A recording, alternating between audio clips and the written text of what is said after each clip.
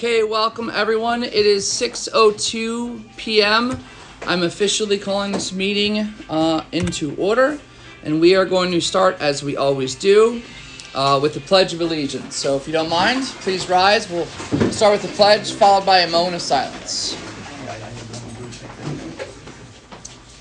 I pledge allegiance to the flag of the United States of America and to the republic for which it stands, one nation, under God, indivisible, with liberty and justice for all. And now a moment of silence as we think about those who have gone before us.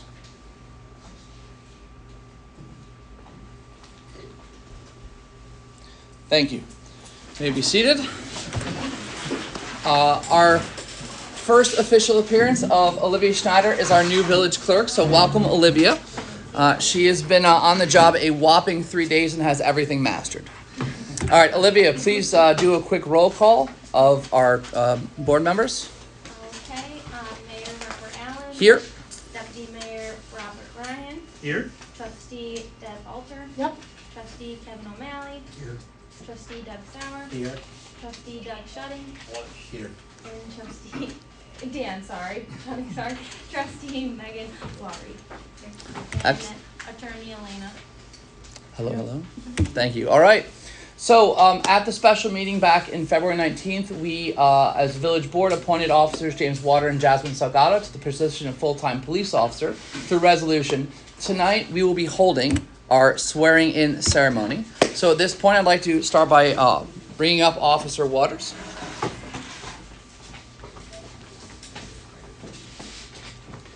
Do you want to do the this part, or do you want her to do that? It's fine either way. Go for it. Go for it. Excellent. Okay. Raise your right hand. Repeat after me. I I, state your name. James Waters, Do solemnly swear do solemnly swear that I will support the Constitution support the Constitution of the United States of the United States and the Constitution of New York State, and the Constitution of New York State.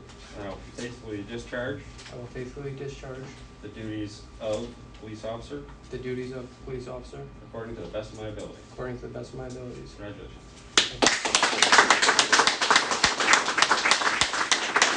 And Officer Salgado.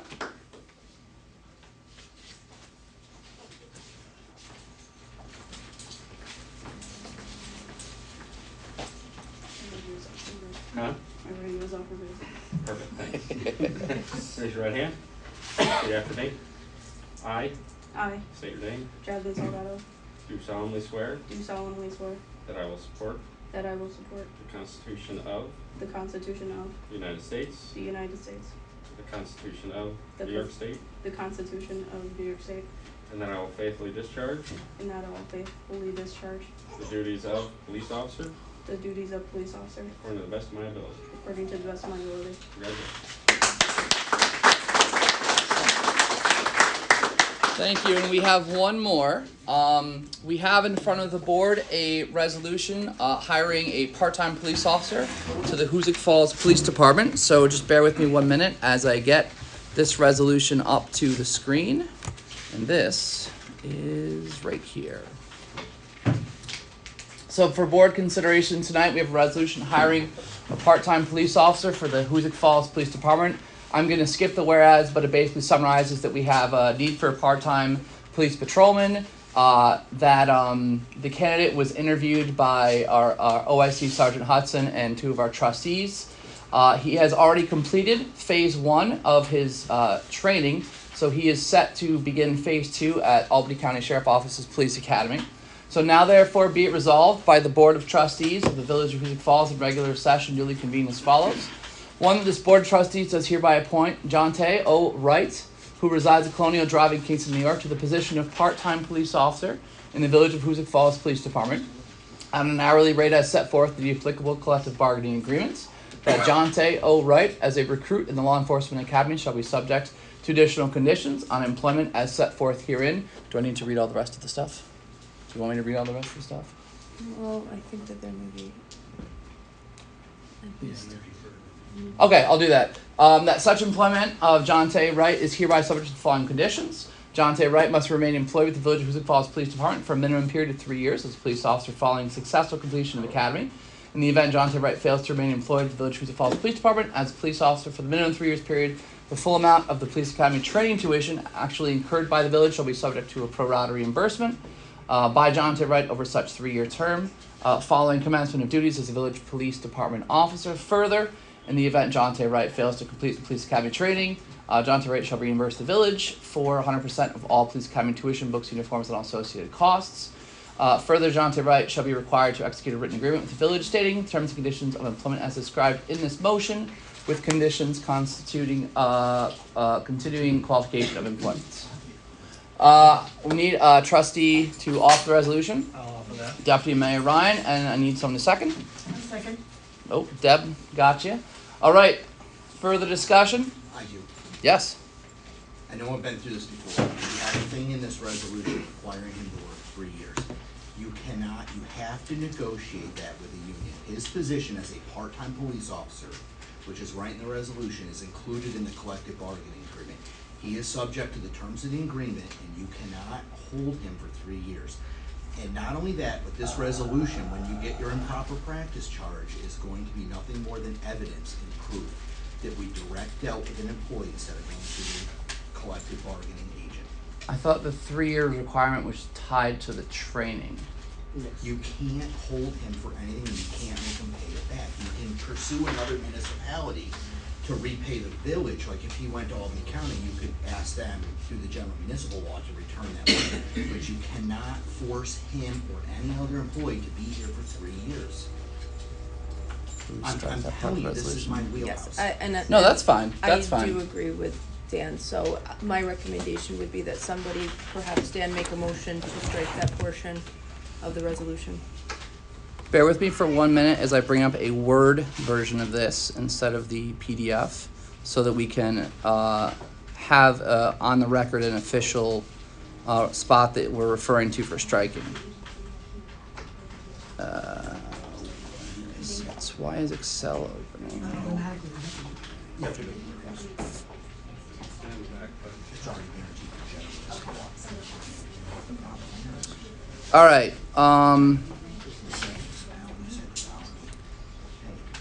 So it would basically be striking this whole portion.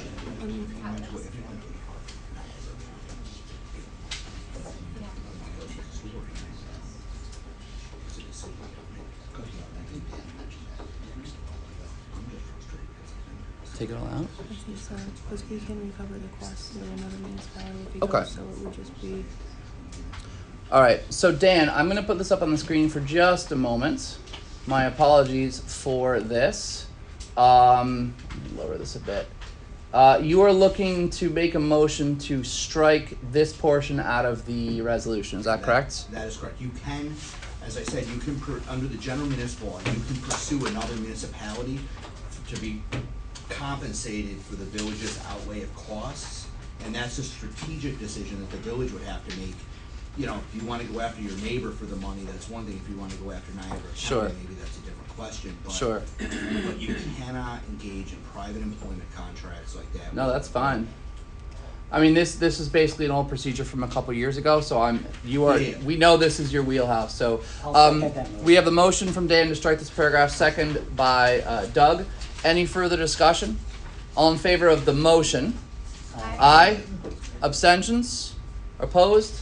Okay, so I'm going to strike this through, and then I'll get you a copy of this, but you can just strike it there as well. All right, any further discussion on the resolution? All right, so hearing none, the resolution has been offered and seconded. We have made an approved change. Okay. Looking for a roll call vote. So Olivia, can you go one at a time through the list? Yep. Trustee Ed Walter. Yes. Trustee Kevin O'Malley. Yes. Trustee Doug Sauer. Yes. Trustee Dan Shudding. Got my name right. I'll recuse myself I from know. the actual vote. Trustee Megan Laura. Yes. And then, Oh, sorry. Deputy Mayor Robert Ryan. Yes. and I'm also a yes. Okay, so the resolution passes 6-0 with one recusal as you recuse as your connection to the union. So sorry about the confusion up there, but the resolution is officially passed, which means, Jonte, please come forward and we will swear you in.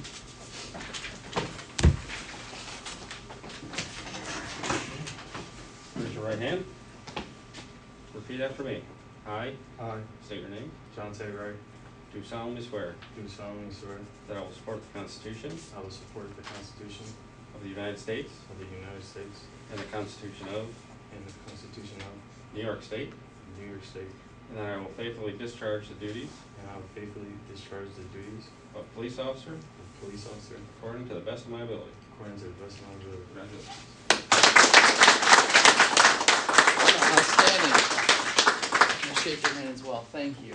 Thank you so much. At this point, we're going to take a brief pause in the meeting so we can have anyone who wants to pose with anybody, family, friends, full officers coming up. That's fine. So we're going to relax things for a few minutes. Do you want to take any pictures beside officers who got sworn in today? Yeah, all the officers like we normally do. Beautiful. Deb, can you? Awesome. You ready?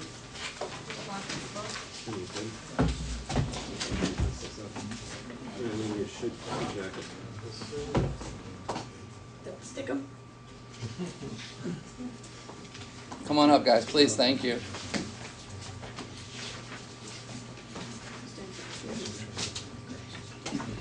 Small ones to the front.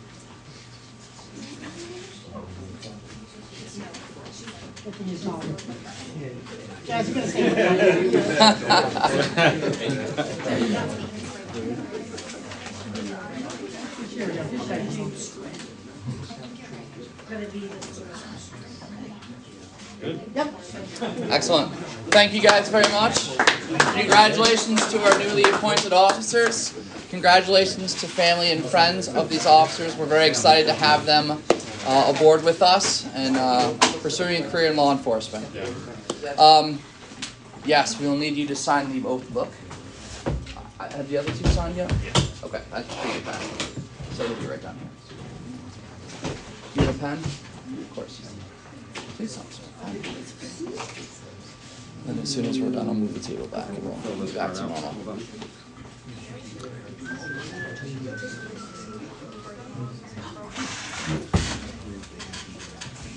to check email for minutes.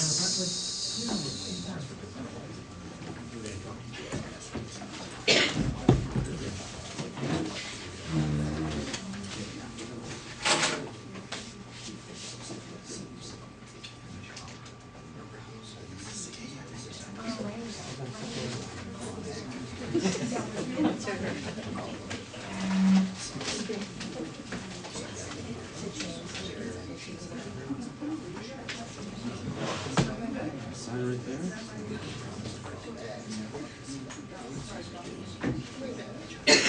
Of course you're left-handed, because I ordered them right-handed holster. It's the little things. Outstanding. Awesome. All right, let me slide the table back out.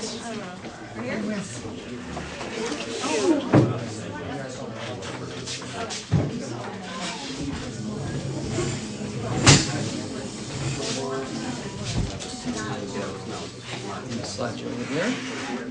And there's an extra chair. I'm not really sure why. I think there was two over here. Yep.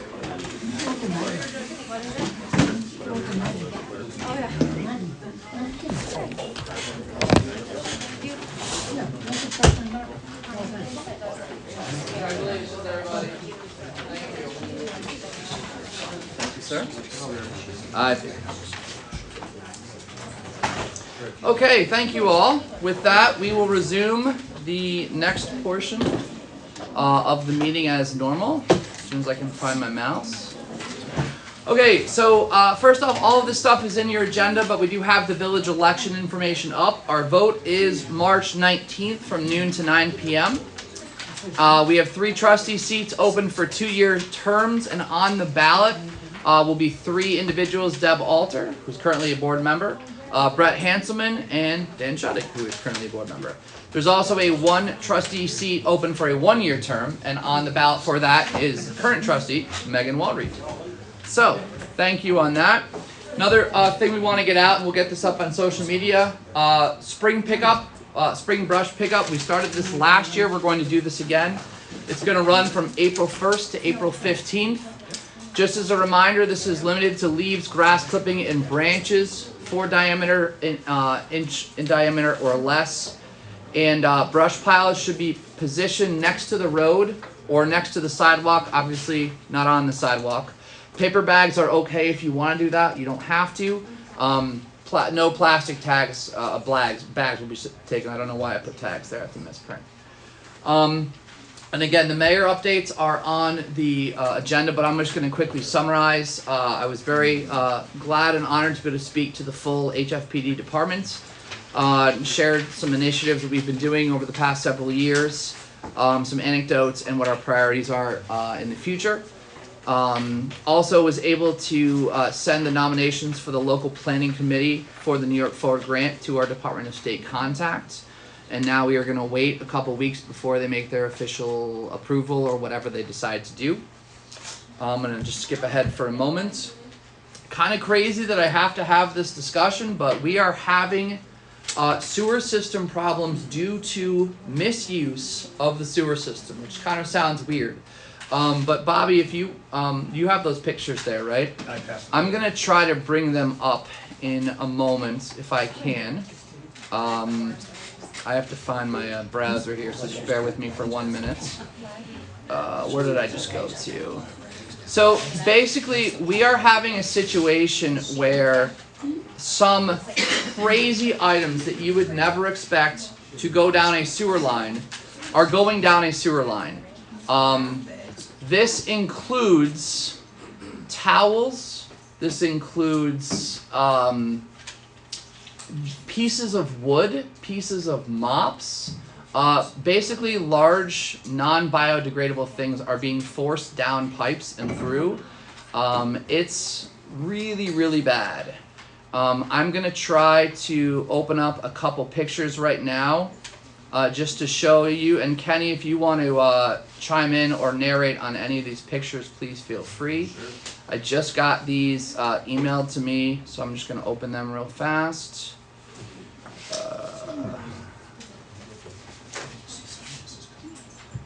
Show folder. Open.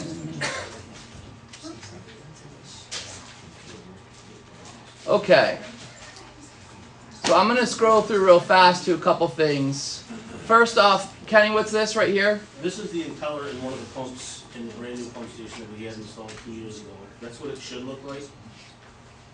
Oh, sorry, I missed one. That's what it does look like. It's just the stuff that's getting put through the sewer system. And a lot of that is caused by grit, which comes through from sump pumps and,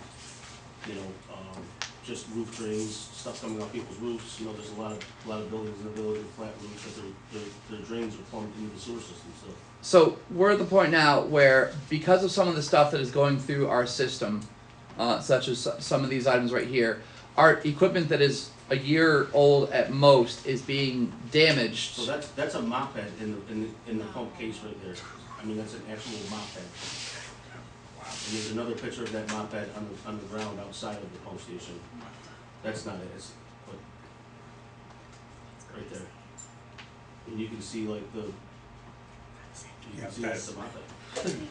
So we are going to have to go on a pretty large PR push to make sure that people understand a couple things. One, this sort of stuff should not be going down our system because it's going to break our system, which is going to incur cost to the village, which is going to come back on the village residents. I'm more interested in finding out how they're getting it.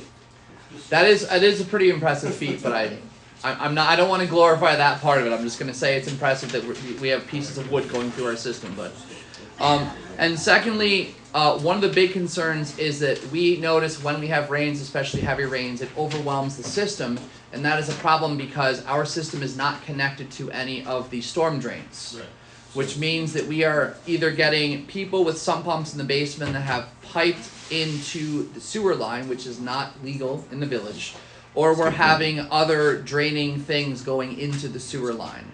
Those are things that are problematic. They're causing us a lot of problems, and we're going to have to make sure that people understand that is a no-no, and it's a really important thing because we're going to have to incur more costs, and that's going to come back on us in the way of bigger expenses or other things we have to cut to fix equipment that shouldn't be having these problems. So I just wanted to make sure that people had that, and thank you, Kenny and Bobby, for getting me these pictures a few minutes ago. Rob, Yeah. Is that with the new piping line system that was put in 2019? Is that from the pumping station, the new one or something? That is from the new pump station over by the sandbar on Lyman Street, which handles the majority of the flow before it goes along the about mile-long force main. It's that pump there I see. where we're having that. I mean, we're having that problem in a couple different spots, but just because that specific one handles the majority of the flow, that's where we've been having our problems at that new pump station. And that pump station, when did that pump station go online, Kenny? I think 2020, 2019, 2020. Okay, it was that long ago? Yeah, the winter. Okay. Time flies. So yeah, it does. It does. Can I make an addition to this? I wish I had known sure. to have pictures. Sure. My name is Paul Lyon. I live at the end of Gears Hollow Lane. In December I was in and I did a presentation. Yep. And part of that presentation was a sewer spill. I brought it to your attention when you came and visited me Yep. that day with Neil. Yeah. Well, but yeah. Okay, when I came, you weren't here, but December I did a presentation, which I have with me, and I can't email it because I can't figure out my new laptop. That's all right. But anyway, the situation is, personally, on my property, there's a sewer that's discharging sewage onto my property. It's been doing it for 14 years. How recently has it done it? I went down, when he asked me if sewage was coming out. So I went down, I've been down there, actually I went down there today. Okay. My biggest concern, not only with my property, and like I said, I've been dealing with this for 14 years, having to come in, pick up the trash. I signed authorization to have a road put in along the bank there so they could get the jetter in to clean out that line because it backed up. It's probably maybe even used once, and that was probably 12 years ago. Has it backed up recently, or has it spilled Yes, recently? it's backed up, but the other thing, when I came, and this goes back, time flies, like you say. I don't know exactly when this went, I think it was around 2020, walking down there. I call it the sewer bridge, it's the bridge that goes over Gears Brook, Okay. okay?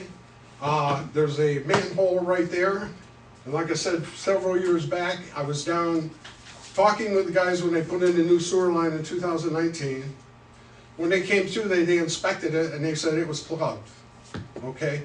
Somewhere in that period of time, I noticed that actually raw sewage was running out and onto the road, the greenway along the rail trail.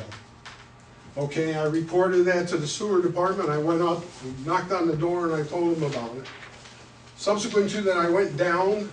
It looks like they had put a front loader bucket of coarse gravel in and around that. Mm-hmm. Okay, I walked away. I hadn't been down there in a couple years. I'm limited on my mobility Sure. anymore, and I was down there a week ago because again it was brought up if there was any sewage, and yes, in fact, to the point where all the gravel, this coarse gravel, has now been washed away down a gully into Gears Brook, and there's wipes all the way down. Right now there's a tree limb that's jammed in that little gully, and it's covered with wipes. You can follow it all the way down through the creek where it comes out into the river. Kenny, do you know where this is? Yep. Is this is probably right after we had all the heavy rains, Yep. right? I'm sure, yeah. So it's okay. So I know that Kenny and Keith and even some of our DPW guys have been monitoring things, cleaning basins, that sort of thing. Can we get the vac truck down there? No, I can't even get a loader down there, so nobody brought any gravel down there that I know of. Okay. So it hasn't been done gravel wise in a while, but we got to figure out how to get that taken care of. Okay. We will check that out. We'll do it tomorrow immediately. Just for reference, when it rains, when we get like over an inch of rain, my flow triples at the Yeah. sewer plant. So, and we're supposed to be a sanitary system. We're not supposed to have any. So there's no like manholes in the village with holes in the top, where the water can get down in. So it all comes from sump pumps, roof drains. So I mean, unless we go and inspect everyone's home in the village. And that to Kenny's point, that's where we have to think next, because we need to get the word out that this stuff can't be happening because it's causing problems in a lot of places, especially when there's heavy rains. And we know that there's a lot of places, not just where he mentioned, but there's a lot of sanitary napkin type things that aren't supposed to be flushed, that are getting flushed left and right, that are causing issues. So, But if this has been going on for many years, as you said, it's gotta be more than just stormwater that's causing it. Also Plus- doing it river. Plus they're draining into the river, which is probably a DEC violation. Yeah. So, Kenny, quick question. I know some municipalities, I think I answered on what you said, but don't they put like smoke bombs in the sewer So system? we did that a few years, well, I say a few years, probably 15 years ago, and we got in trouble, we were told we couldn't do it because it was filling people's houses with smoke. Because it was coming down through their sump pumps, through their illegal floor drains, through the roof drains, there was smoke coming out of the roofs of their houses. Yeah, I mean, we knew what house it was, but we were told that we couldn't do it anymore because people were getting respiratory issues because of the smoke in their house. Not only that, the storms lately have been 3-4 inches too. Yes. yes. So it's, I mean, our water table is so high. System's maxed out. It's not So, even- so we're at the point now where we can't just kindly ask people. We have to make sure people understand this is causing very clear problems in a lot of different fronts, like you brought up, like the pump station over at the Lyman Street Pump House. And in my mind, I'm going to be talking about what other options we legally have about trying to pursue this. It's weird because it's private property, and it's weird to have the government just like, hey, I'm gonna look in your basement. That's a no-no.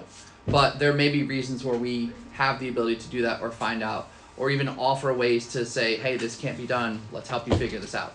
I'm game for all ideas, but this needs to be a priority. isn't there a way to scope that so you can see if there's a plug somewhere? No. No? No. I mean, it's not an issue of a plug, it's the issue of there's just too much water coming into the system at once. Yeah.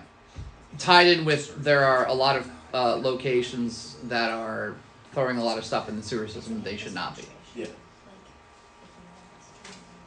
So. I mean, I have pictures of, like, I think I showed Bobby, pictures of trash bags floating in the pump station. Oh, yeah. Bath towels, mop heads, I mean, just crazy stuff. So we kind of jumped ahead, or to the people to be heard section. I will circle back to people to be heard if you want to add more to that, but I just want to keep going through with me. But we'll have more later, so if you want to share more, that's fine. All right. Last couple updates. Deputy Mayor Ryan and I were involved in another streetlight conversation. There's two really things to update. One, we've gotten everything that we need to for them. We decided on the lanterns that we discussed last time, because we fell on this side of we want to have a better lit area with a better throw and safety. And also, they brought up the possibility of this Clean Energy Communities program, which is through NYSERDA. There's a point system that if you hit a certain threshold, it qualifies you for a $10,000 grant. Because of the types of improvements we're doing to the streetlights, these improvements will accrue us 900 points. Oh, geez. So if we decided to install 2 EV charging stations, which is, I feel like the quote was, what was the quote, like 12,000 or something like that. I think I have. We would actually qualify for a $10,000 grant, and it would be 90% funded, and we'd have to come up with another 1,000 or 2,000 to do this. So even though the town over by the armory behind Trusco has 2 EV plugs, we could actually also come up with a couple spots to do this, and not only would it mostly be paid for and be a service, but it would give us the Clean Energy Communities thing as well. Yes, Kenny? Just real quick, the light poles on Main Street, the black ones, are the ones we're talking about replacing. The ones that are owned by National Grid. We're talking about all the lights. All But- those, like, Every Every street light street in the light. village, 440 Oh, every street something. It's all of them. So, just real quick, who owns the streetlights on Main Street? I think we said National Grid. National Grid owns, how many do we own, Kevin? We own very few, right? We own like 26, I think. They own all the black ones. Right? Who's they? So I've National got, Grid. Yeah. I've got one business owner that she said she's called National Grid several times, and she said there are poles and they keep flashing, and I've gone to her several times and said, we don't own that pole. And she said, well, National Grid said you do. The one down on Church Street by the parking lot, No, it's in front On of Main Maggie's Street by Boots. Maggie's, in front of Maggie's, but. By Maggie's. that's National Grid. Rob, did you send that letter to the public service? I have not yet. I have like 6 letters ready to go, which I'm going to be pumping out tomorrow since we're going to be past the meeting. that's one of them, and we've reported that so many times in so many different avenues. That was included in the thing I wrote a couple weeks ago. Yes. So, Kenny, we'll have controls over these lights. There will actually be smart controls which will tell us when they're out. We're gonna have built into the contract, the companies will have subs who can come out and replace them, so we're not waiting on I National just Grid. know that she's called, she's called the girls in the office quite a few times about, saying that it's our issue. When I've gone to her and I told her, I said, it's not, it's National Grid's, and she calls National Grid and they tell her that it's a village's problem. I'll have some time tomorrow to make some phone calls. Okay. I just, I wanna make sure that, Yep. it is National Grid's fault, like I keep telling her. So we're not going back to the EV thing. We're not committing to this. We're looking into it right now. Right. That's simply where we're at. And then the fifth one is we've created a notice of violation sheet for enforcement for the junk vehicle local law. Mark can speak more about that in his report if he wants to, and I can throw that sheet up in the on the screen later. My final mayor update. I'm gonna also pass it off to our attorney, environmental attorney Dave Engel. Is the closing on the property that will be the home to the new village water source, which will be the 2 new wells, will be taking place at the end of this week, which will include the companies who are making the purchase signing over the property to the village. Dave, do you want to update us any more on that? Well, we have a resolution to be adopted by the board tonight authorizing you to execute the appropriate documents so we can go ahead with the proceeding on Friday afternoon to close on the property. This is what will become the former lacrosse parcel down south of town. The companies are paying for everything. They're paying the purchase price and they're paying all the incidental costs. This is where the new wells will be located. There will be a pump house constructed, and then it will all be tied by a pipeline into the existing water treatment plant. This is Route 22. This is the school property here. This is the field we're talking about. The pumps are, I think, right around here and here. The new Yep. construction will be here. This is the parcel of land in the town that we're referring to. The village is taking about 3 acres of land. That parcel was subdivided off of the larger lacrosse parcel. That subdivision went through a process before the town of Hoosick under their open development authority, and there will be an easement connecting that parcel out to Route 22 so that the village can have access to that parcel in the future. And then there are other easements being executed to the benefit of the village along the pipeline route. So if it's okay with the board, I'd like to jump right to this resolution. Is that all right? Yes. All right. Do I need to read all this? I usually just do The therefore? yeah. Okay. So Dave has already summarized the whereas. Now therefore be it resolved by the Board of Trustees of the Village of Hoosick Falls in regular session duly convened as follows. 1. That this Village Board of Trustees does hereby accept title to the approximately 3 acres of open space land, more fully described in copies of documents attached hereto, and made a part hereof, and does hereby authorize the mayor to execute any and all closing documents required to obtain title of said lands. Looking for someone to offer the resolution? Thank you, Dan. Need a second? Thank you, Deb. Any further discussion? All right. Hearing none, roll call vote. Trustee Shetting? Trustee O'Malley? Yes. Trustee Alter? Yep. Trustee Walrick? Yes. Trustee Sauer? Yes. Deputy Mayor Ryan? Yes. And Mayor Cropper. I am a yes. All right, so that was passed, and since we have one more water-related resolution. Before we get there. Sure, so sure. we don't lose track of it. We should take maybe a little bit of a break here so you can sign the documents this evening. I will, yes, if you bring them up here, I'm gonna turn the meeting over to someone else and we'll keep moving through things. We're all set to close on Friday afternoon, which is Yes. a very good thing. It's very good, it's very good. Well, here, let me see where we are in the meeting.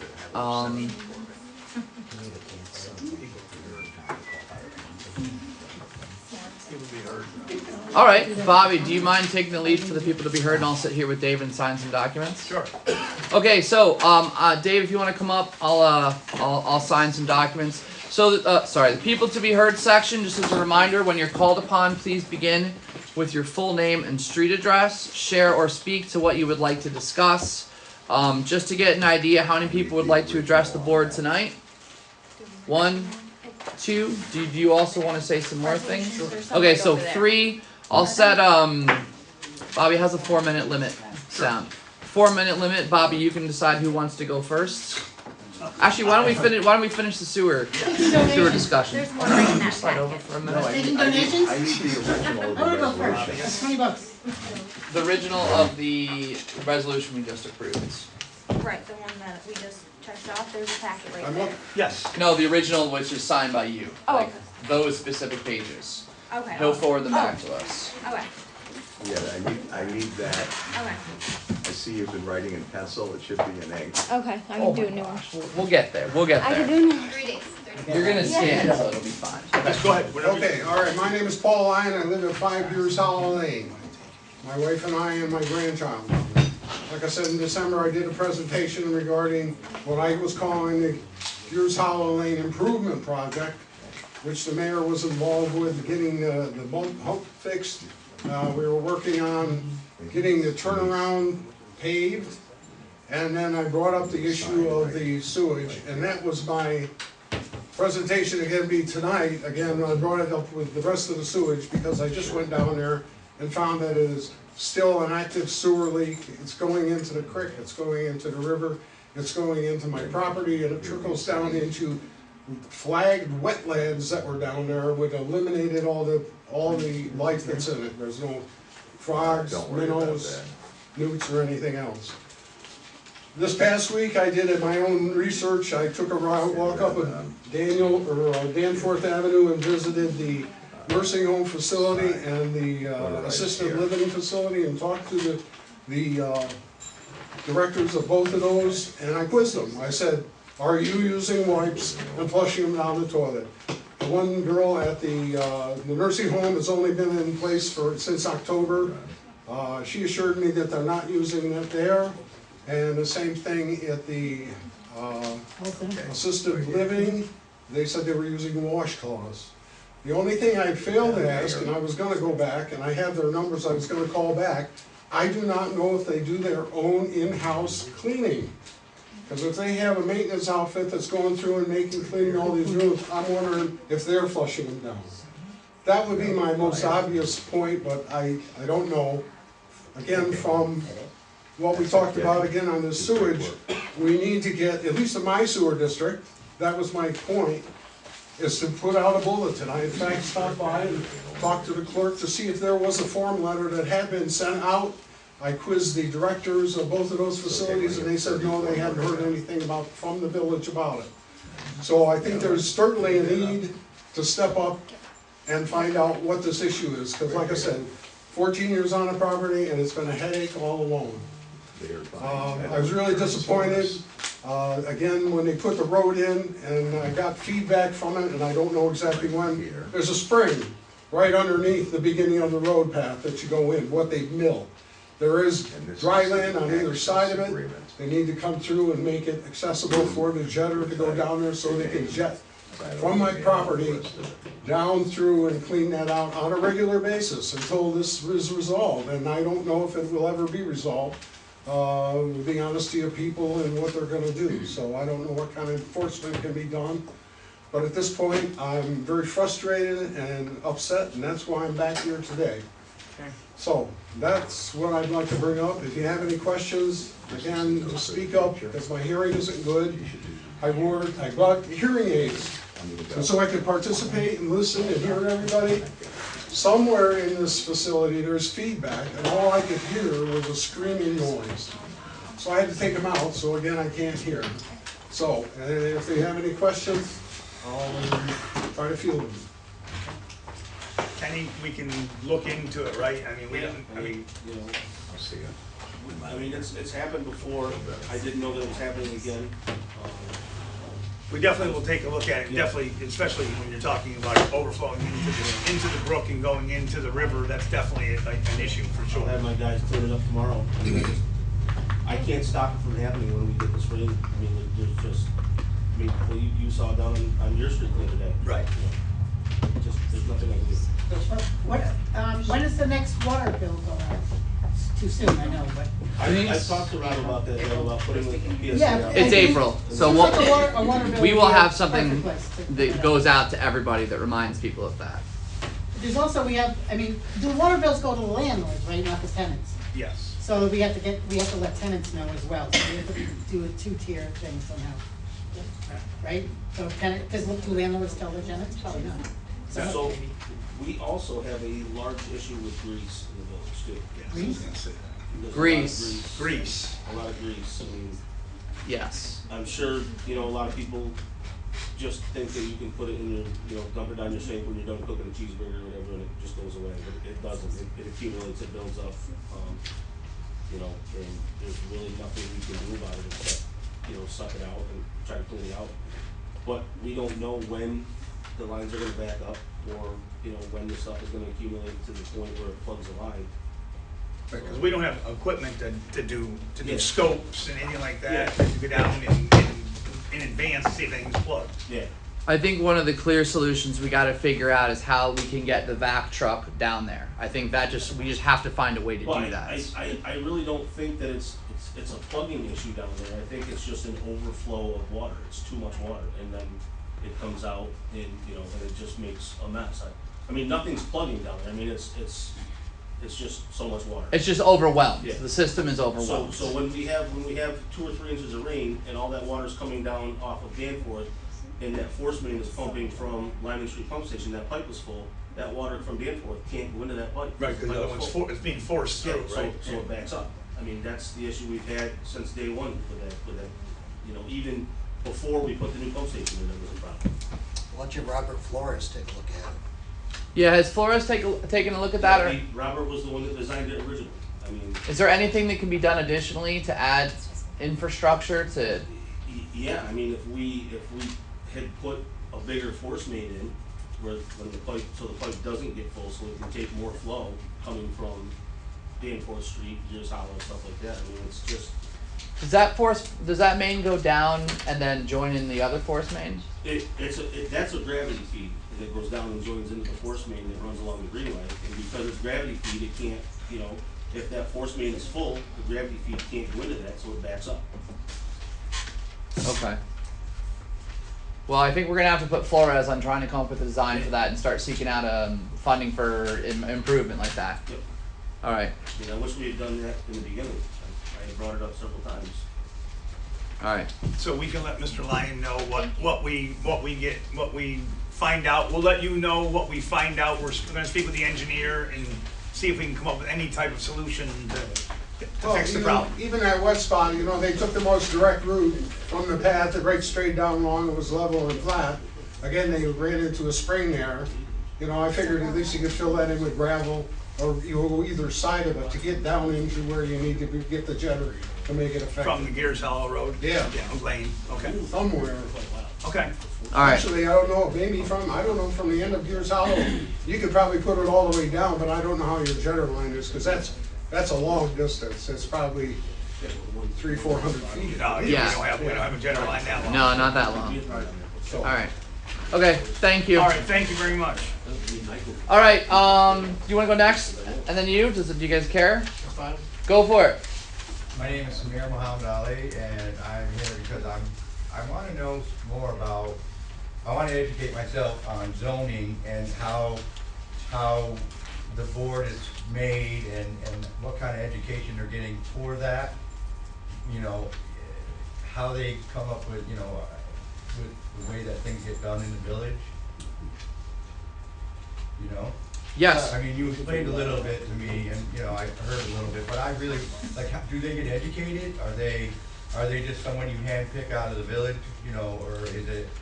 You know, how does it work? Are you talking about the zoning board or the village board? Planning and zoning. Planning and zoning.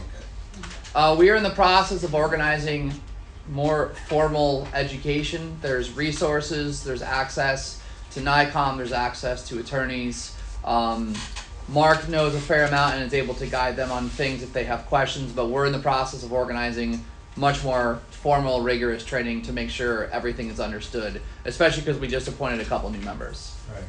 Yeah, the So- board is full now, right? Yeah, it hasn't been Our full board is- for a our long board time, is but both full. boards are full. We're looking to pass a local law this evening to allow for backups in situations where people would have to recuse themselves if their or their property would be close to or involved in some of the business and considerations. And there's a stipend now for each person gets a stipend for attending a meeting, so it gives them more of an incentive to have a quorum for our meetings, because that was the issue, one of the issues we had, right, Deb?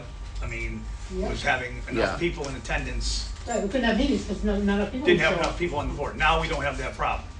So the My next, concern is, what kind of education are they getting on? They have- They're gonna other get than Mark? state. State training. So they just it's kind of left up to them to do an online course or something, or? we're actually being proactive to make sure that we're not just hitting whatever the standard state requirement is. We're going to be getting documents to them. We've ordered some things from Nikon that we're going to give to them. We're going to sit down and walk through things and all of that. We're going to try to formalize and make sure that is exceeding whatever the normal, like, hour or 2 hours or whatever the requirement is. Gotcha. Okay, fair enough. So, do all the new members all have a copy of our zoning laws? I do not know yet. That was going to be at our first sit down. What's that? Well, that's all online anyway.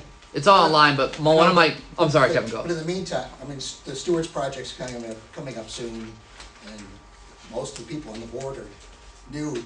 They should be meeting now to get themselves up to speed and what That's- they're gonna be dealing with. We're behind on setting that up, but yes, that's the point, and they're going to get a binder of whatever any zoning laws that we have besides the standard one from 2016 or 17. We've ordered some things, PowerPoints and presentations of Nikon that we're going to go over, and they're going to have all that in their own binder. Whose responsibility is it from a village staff or elected official perspective to get that organized? Is it you? Or do we have to stay away from that? So I'm like, who makes this happen? Do we have a chairman of the zoning and planning boards? Yeah, we have a zoning and planning board and it's me, committee, and that's me. Okay, Yes, so- we have, I mean, in terms of sort of overseeing, but, and when we tried to get that training done in the past, what's happened is this person can make it, this person can't, this person can do this, so I already know enough? Yeah, right. So what we're doing is, now that it's getting more serious, like everything in the village is getting more serious, like code enforcement, the cops are getting more better, all that stuff. So, so this is all part of that. And I'm not sure, I mean, I think it's, I know Olivia doesn't wanna hear this, but I think Olivia, you're the one, cause I know, I'm not positive, but I know that the clerk is supposed to be at all the planning and zoning meetings. So, Tends to be the organizing force. right, so Yeah. you're the At one least that the sends out the coordinator. paperwork, you're the one Yeah. that calls the meetings, you're the one that Yeah. takes the minutes. Yep. So I guess between myself and Rob, we can you can reach out to everybody and Another we'll issue, make it work. another issue with zoning and planning is they typically haven't had counsel available for them at meetings, which I think is important in the future. Well, zoning, it's actually legal. you have to Yeah, have yeah. it. Elena's already agreed to do that. And We're- we haven't in the past couple of right, years. right. Yes. So there's a reset occurring. Yes. That's the best way of looking at it. Absolutely. To change of our practices Yep. Yep. for the better.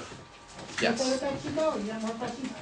Yeah, that was, that was one of my questions. The other question I asked was, I had is about the sign on the side street of my pizza shop. Kenny, did we ever get that sign up? No, There was a no parking sign we were gonna do. We mentioned that. I thought we were talking about the name of the road signs. That's what I am talking about. the name Oh, of the I'm road sorry. sign. So, We haven't, my haven't. concern is that the customers congest the road because they think it's a dead end. Oh, you mean when they go?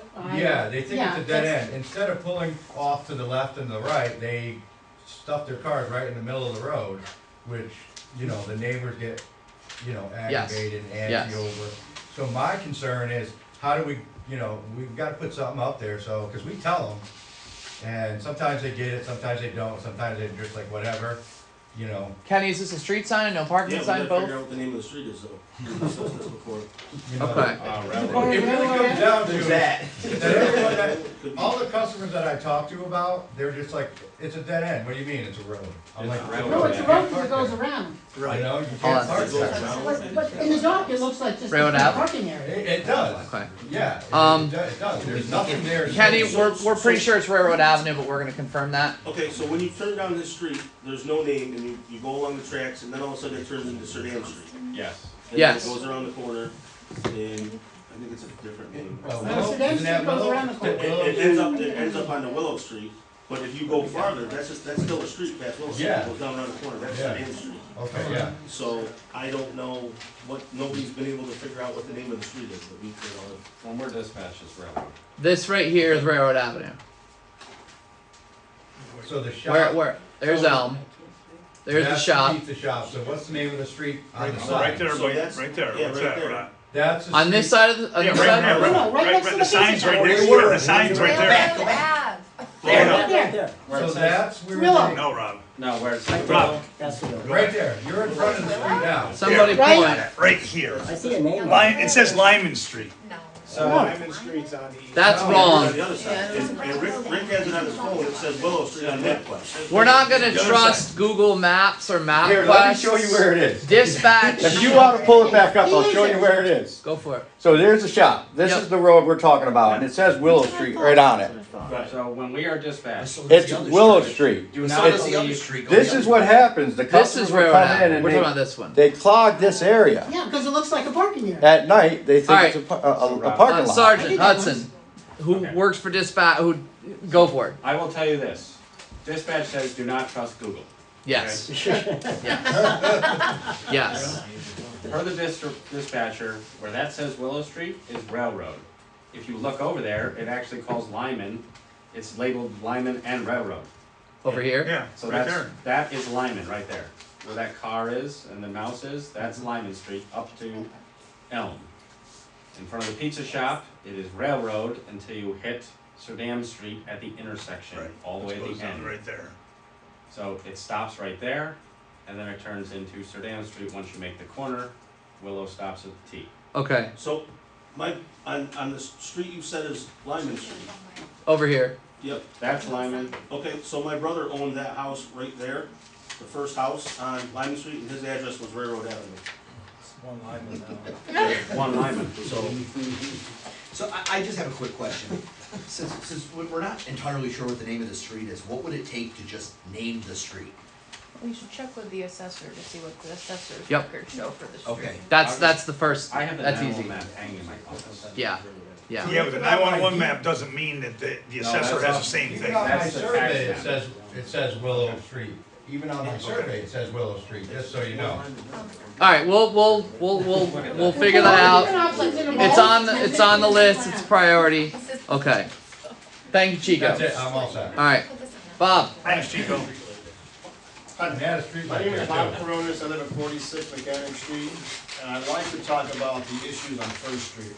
See 46, sorry, 46 I McKenna? live on 46, yes. Thank you, sorry. So here is just some papers that my tenants wrote out. You can have one. It's just constant complaints that they were having on First Street. I'd first like to ask, how many of you people really know of all the bad activities that have been going on First Street, including the mayor? Are we talking about by the rescue squad? I'm talking about, I own That's three right. houses on I own 4 houses on First Street that are used to be apartment houses, 9 to 19. Right across the street, Grover's moved in. Which are- Yeah, we know Yeah, all we know. about it. Okay, the next question is, if you know all about it, my tenants are pretty upset about it, and I'm pretty upset about it. No matter where I am, I get phone calls about it.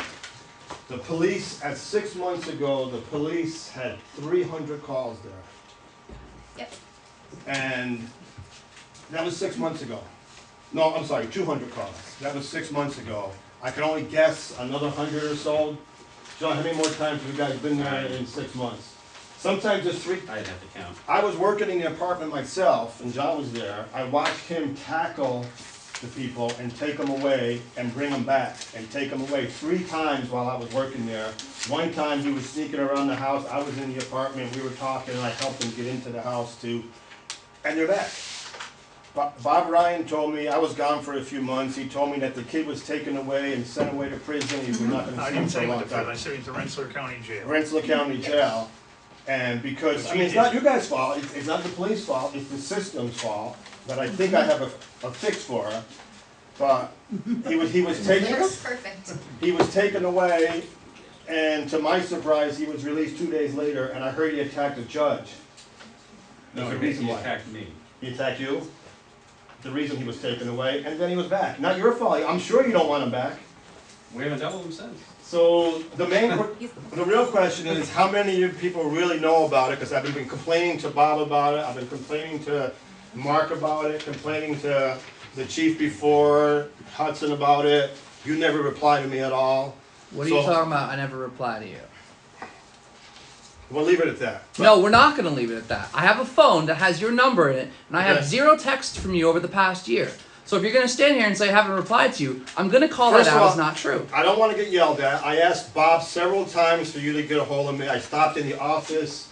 Probably I stopped about 6 months ago, left you messages, and I stopped. And I have emailed you and I have texted you. Maybe not in the last year, but Okay, that's fine. Record set, I that's asked fine. Bob to meet with you before this meeting, and Right, we didn't have time to do it. and you didn't have time to do it. Okay? You could have called me up, Bob. I don't have time to do it. Nothing. I responded to you. You responded to me. Right. He did. Yeah, I mean. But that has nothing to do with this. I just brought that up because I would like,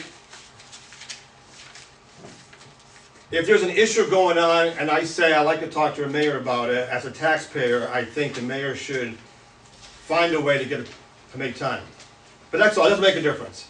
So going forward, how could we correct the problem on First Street? You guys have you even talked about it? Have you ever discussed it in these meetings at all? So they have been taking a lot of our resources in the village. We're all 100%. very upset about this as well. 100%. Yes. I just have a question, maybe it's not a Wayne question. I know we had a law with a point system, sort of a nuisance. They have You gotta talk to Mark in But here. one of the- They have not broken a single law on that nuisance law. I looked at it, we need to address the nuisance law because not a single thing on there has been broken. It's an, We had that conversation in an email at some point in the Yeah, last- I think you had mentioned that perhaps there was some since that law was passed, there may be some subsequent case law that invalidates some of those, or they're not as enforceable as maybe. Well, for example, marijuana's on there, that's legal. No, I think it was more the structure of it and the fact that, I don't know. There's different things, there's been different case law over the years, like the point system was used for a while, but then there became an issue because like the cops being called, for instance, would be a point, but like what if it's a domestic violence situation, like a domestic violence victim shouldn't be penalized because they had to call for, so it's like things like that. I'm not saying it's applicable necessarily to this case, but there has been some cases that essentially frown upon a point system. I think I have a suggestion. Oh, hold on, I just That have kind of answers on it. Go ahead. One more question. Is there, would it be, do we have any authority as a village to revoke the permission or certificates or whatever, certificates of occupancy for people, for landlords, if their tenants are, like, is that something we can do? Do we regulate that? Is that within our authority? They My get, guess is have they get rid of no. them and where were they They before? moved. They were like in Petersburg or something. They had And to get pushed the out sheriff's somehow. department was we- inundated by them. Do we know who their local property manager is? Yeah. yes. You do? This is my suggestion, maybe it'll help you out and to understand it better. I'm a landlord, I have several houses, Chico's probably not gonna like this because he has several houses and other landlords. But I think we should be penalized for these actions. And it's really gonna penalize the absentee landlords more than Chico and I myself and other people. So if the cops are called, that counts as 1 strike. If the cops come back for the second time for the same incident, that's 2 strikes. The third time the cops are there, that's 3 strikes. Now the landlord gets fined $50 and has to appear in court personally. So the absentee landlord has to leave New Jersey, drive up here to pay a $50 fine, he's not gonna be happy. His manager can't do it, the person in town, the old lady who's 90 years old who lives around the corner can't go to court and pay $50, the landlord does. The landlord had 3 times to correct the issue that he was there for, and that goes not only for his issue, Mark's issue. Mark goes there and the fence is caving in, he says, fix the fence. He goes back a week later, fix the fence, the 3rd week, fix the fence, mails him a fine, and the landlord has to come to court, which he's not gonna like, and deal with it. And I think that would make absentee landlords, and Chico and I, myself and other landlords here, will have it fixed probably the 2nd time. Maybe not the 1st time. The 1st time we would say, it's not that bad. Well, we do have But laws. the 2nd time we would have it fixed. But the 3rd time, even if it's myself, I don't mind being dragged to court because I didn't fix something the 3rd time. Maybe I don't want to fix it, and at court I would speak my piece. But after 3, the cops been there constantly. It's really bad. And my tenants that wrote this up, they're not the greatest tenants, but they're tired of it. They post up on Facebook. Bob and I. Yeah, we've seen it, and nobody should have to. They have a right to live in. The Bob and I talked about it several times, and I asked her to stop the Facebook treatment and all that kind of stuff, the things, and she did for a while, but now I no longer ask her to stop it because she wants everybody to know stuff. She wants to be heard. She wants something to be done. Something to be done. Now, it happened about 2.5 weeks ago or so. I was showing an apartment. They liked the apartment, the girls seemed nice, we came downstairs, and here comes the police cars, and all the action started, and about a half hour later, she texted me and said, I really love the apartment, you're a great landlord, but do you have something else on some other street? I did, but, I mean, that just, and now I rented the apartment to a nice guy, and I try to tell him as nice as possible that the people across the street, sometimes they blow up. But I mean, it's gonna. They have been better. I talked to John about it today, and he said they haven't been called in the last 2 weeks that he knows of. Hence the arrest. It's a record? Since we arrested him. I pulled up about 2 hours ago, and the state police was there. It wasn't for that house though. They were not there. They were for the house next door. The guy's missing or something. But So Bob, we do have some local laws, and a lot of times they're not enforced, and there's no repercussions. What local laws are we talking about? Like he said, a broken fence, if the fence is down and it's not fixed after a certain amount of time, that homeowner can be fined, or that landlord. But to a landlord in New Jersey, it means nothing. Give me Yeah, these aren't just New Jersey people, these are all over the village. If you don't enforce the law Yeah. and fine people, That's why, yeah. you're just gonna keep on doing the same thing. But I think the fine has to be with, the landlord has to attend court in person. And this landlord's in New Jersey, and as many times as these people here would have fined him, that landlord would have sold that house to me for nothing, because she would have been tired of the house. I mean, The question I would have too, and I guess this is the main question too, Mhm.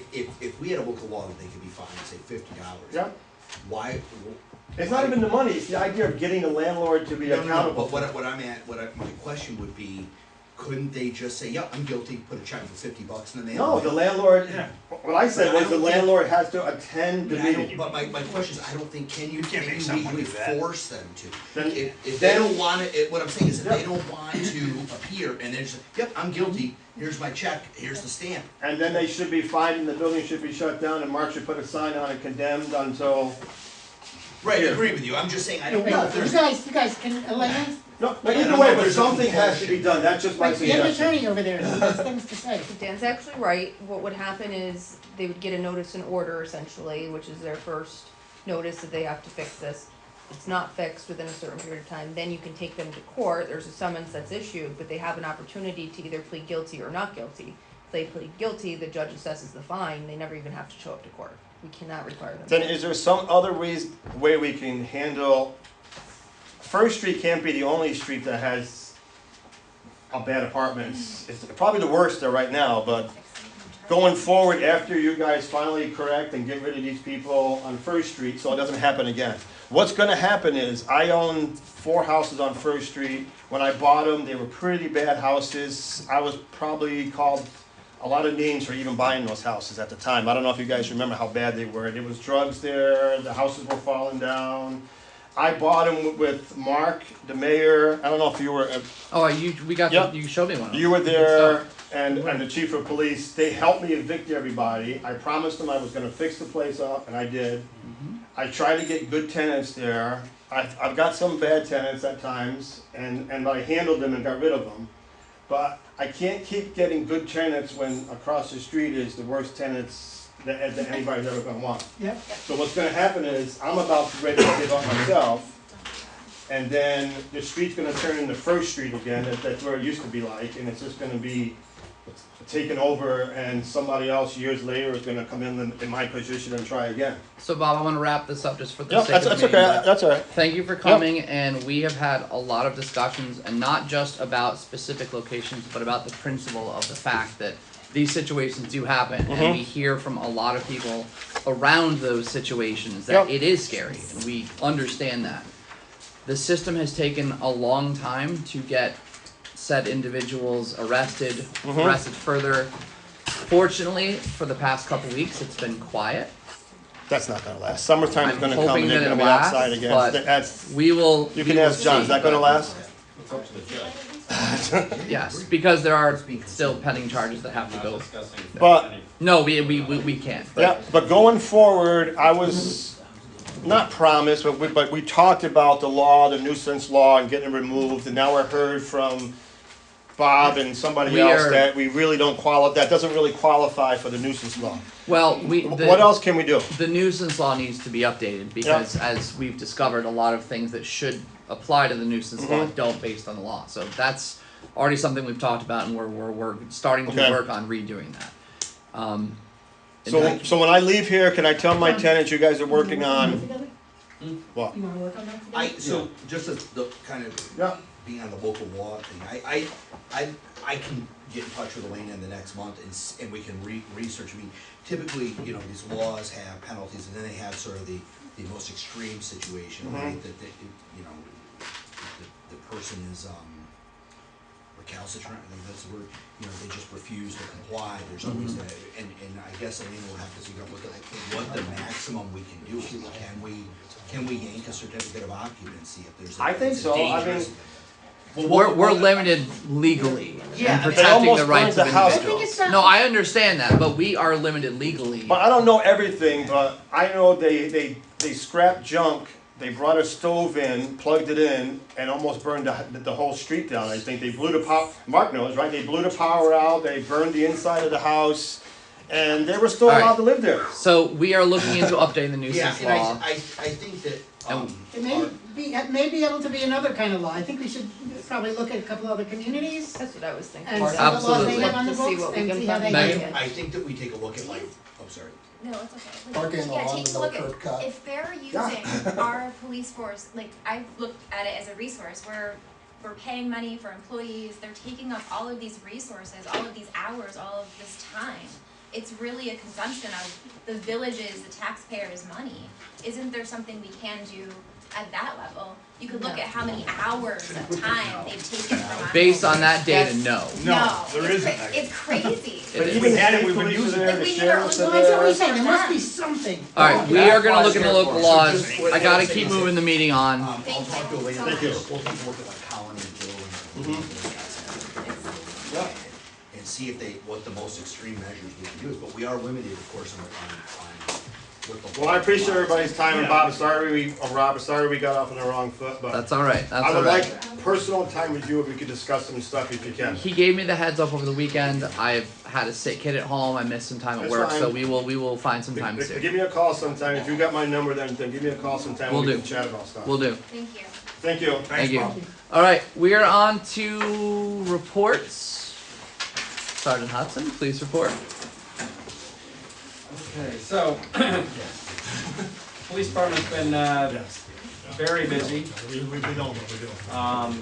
February, so to give everybody some perspective, you all saw the news. Shortly after I was promoted, I had started working with Rensselaer County Sheriff's Office Drug Task Force. One of our investigations concluded at the start of February with a search warrant where we hit a house here in the village and got a good amount of money and drugs off the street. That subject was incarcerated for some time with no bail, but do it available for them for you to get out. I won't give a number, but I'll say that we are currently working with the Rensselaer County Sheriff's Office to do more. So more is coming. It's just a matter of time and resources. We're spread thin, they're spread thin, so as time allows, we are gonna be hitting more houses. If anybody has any tips, please let us know. You can come sit with me at any time. You can message on Facebook, you can email. If you go to the website, if you send a message to info@HoosickFallsPolice.org, it goes directly to me, and it'll remain anonymous.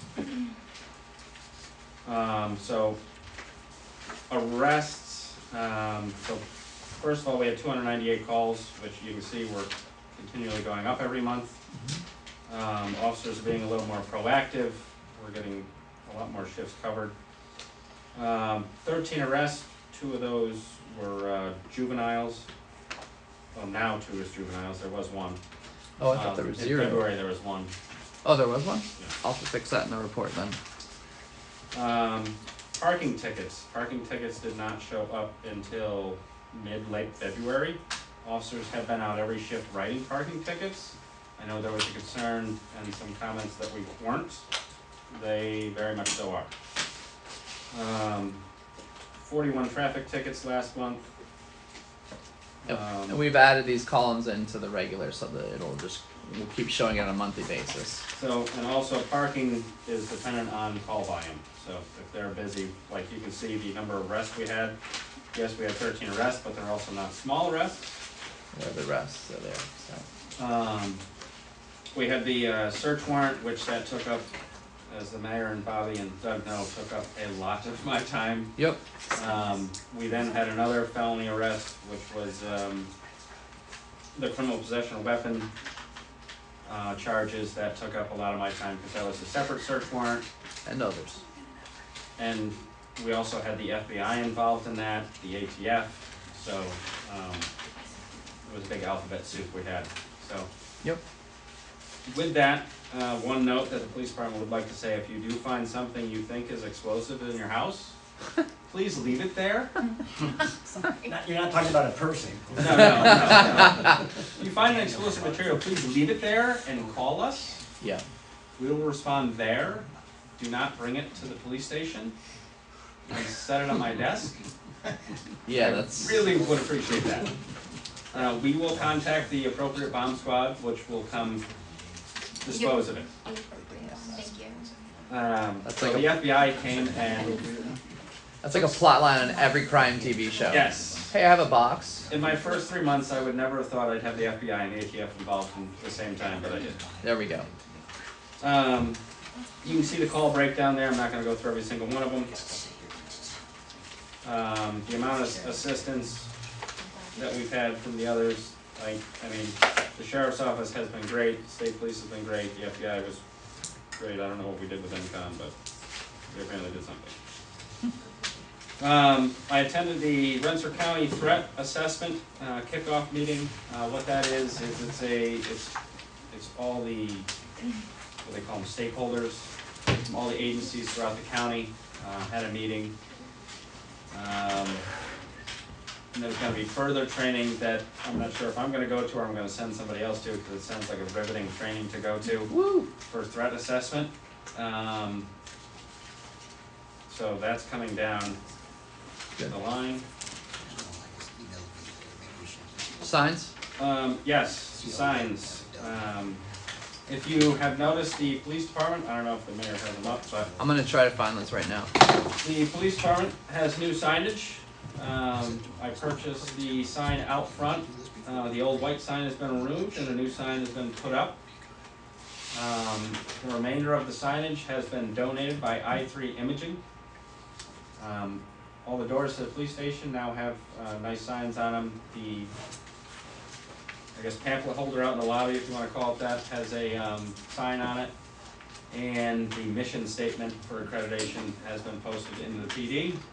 So all those were donated by I3 Imaging. Did you email those to me or text me? Text. Ah! That's probably why. That's why. Okay. But if you go by the PD, you'll see the one outside on the post. And once the other doors get painted or replaced, he'll be adding more. He's been very willing to donate to us and help us out. He's actually coming up with a design for the new cars. When we get new cars, they're gonna look much different. I'd like to also look into getting more signs inside that point people where to go for people who are new and looking for, say, the court or the village office, because that really helps. Yes. Alright. Like it says, many policies have been, I think there's upwards of 40 plus policies have been issued. Some of the other ones that are coming is body cameras, because hopefully we got a demo coming hopefully next week. More to come on that later. The new scheduling software is live, so everybody is scheduled via the software and punching in and out via the software, so no more paper. Otherwise, if you got any questions, you see my truck out at the PD, I'm usually there. John, is there a meeting scheduled for the police review board? We have to do that again. We have to figure out when we're gonna do the next one. Oh, we said we were gonna do it once a month, I thought. Yeah, I was just checking my notes to see if, I haven't heard from any of them. I thought Chris was gonna get a hold of me, or is that gonna be me? I don't remember. I think it got lost in the middle of this. Bobby, why don't you send an email out to everyone trying to identify a standard evening of the week, Yeah, so we can get that figured out. I may have lost that one during the whole Warner thing. Alright. John, there was a reminder that today when you were called to an ATV on the railroad bed, which stopped a train tonight. What? The increasing number of mini bikes and ATVs that are riding on village streets.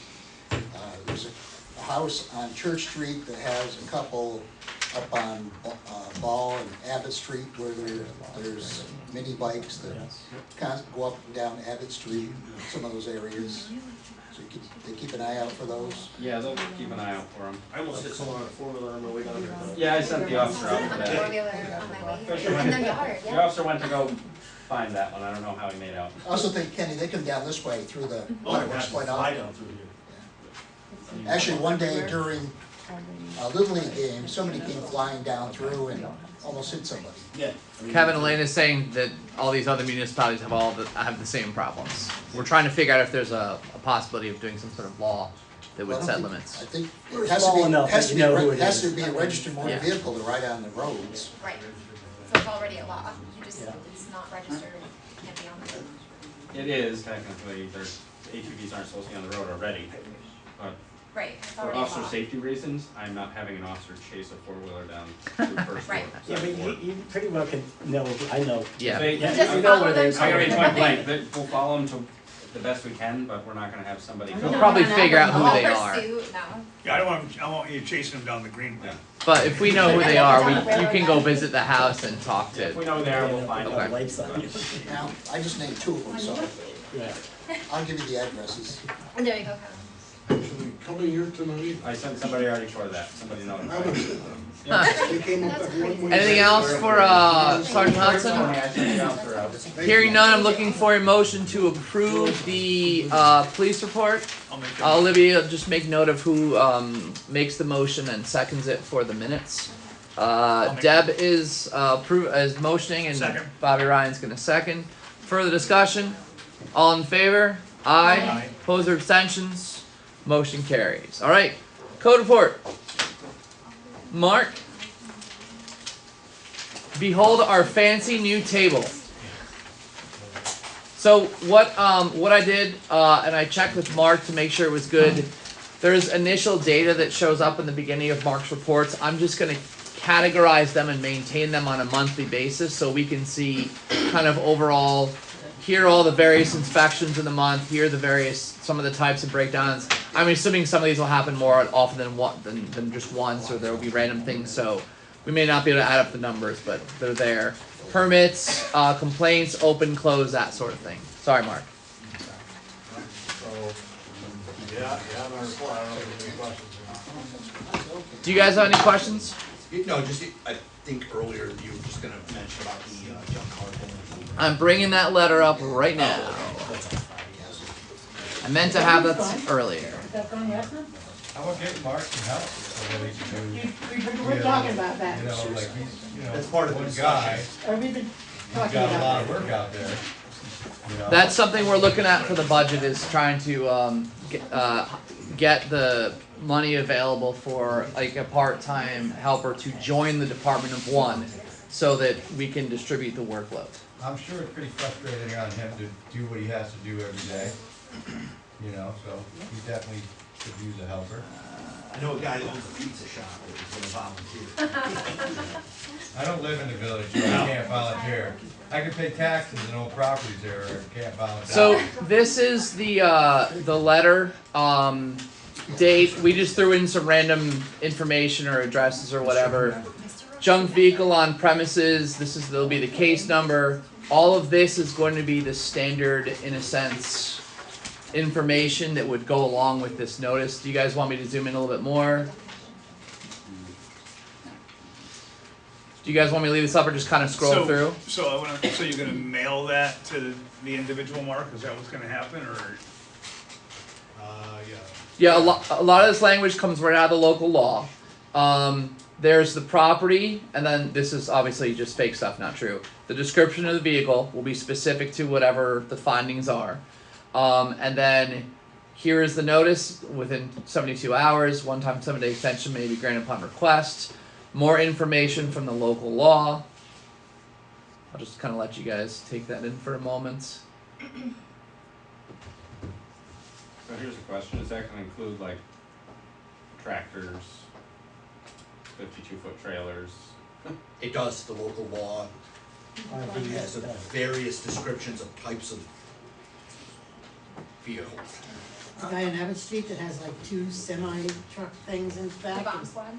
Yeah. Does that mean? Oh, no, that's the bomb squad, right. Does that mean only unregistered vehicles, or is that? No, it's not, it doesn't even talk about unregistered, it's junk vehicles. And there's, within the local law, there's indicia of junk status, flat tires, leaking fluids, broken glass. And just so you guys know, if you go to the village website and click on village departments and you click code enforcement, we have added all of the most recent code enforcement laws here for viewing. So you can literally click the junk vehicle law right here, and it opens up, and you can see all of the information there. So everything there is specified and up there for anyone who On wants the to see. letter.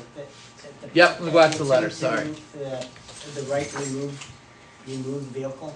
Yes. Does that I'm wondering if that only, should- does that I'm apply wondering- to everybody in the Wait, village, or sorry, just- hold on 1 second. I wonder if that should be a little bit stronger in saying we can enter their property, because I think the discussion we all had before was entering somebody's property.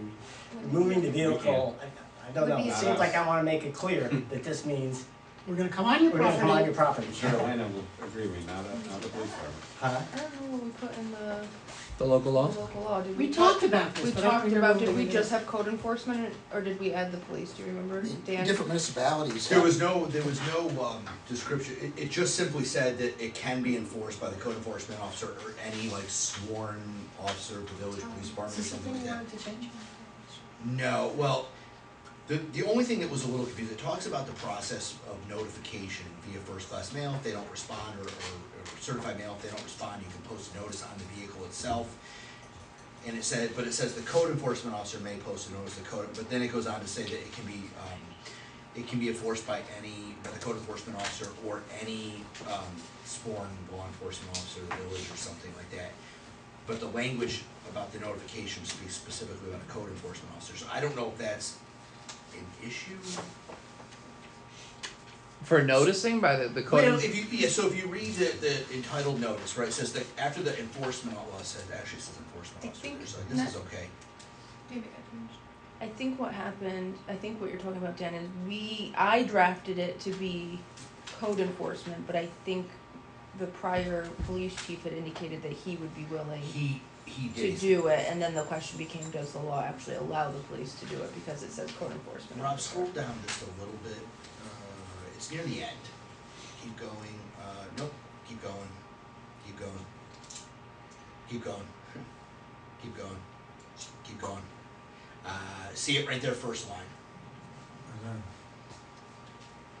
It says, well, yeah, it says who's the follow the village Yeah. department? I think we should try to look into the state law first.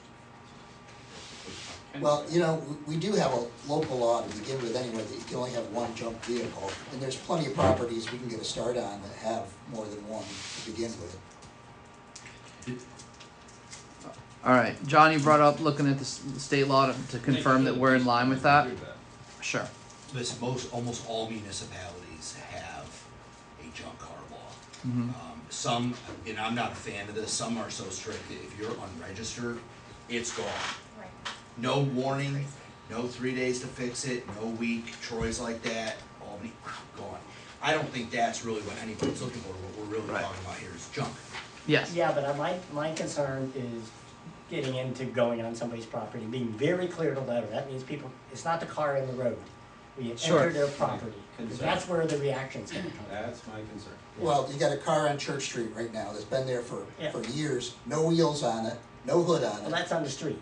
No, Yeah. it's in their driveway, but It's on that's, their property. it's pretty obvious that you could send them a letter saying that you've got a car with no wheels on it, and no hood, and it's like, the guy's running a chop shop in his backyard. That guy's dead. Huh? He's It's dead. deceased. No, no. Yeah, Not he that is. All right, guy. I have Across the other I have side that of we're the gonna street. review the state law to make sure that we're okay and justified to go on, and we'll make sure that if that is the case, you have the documentation for that. Yeah.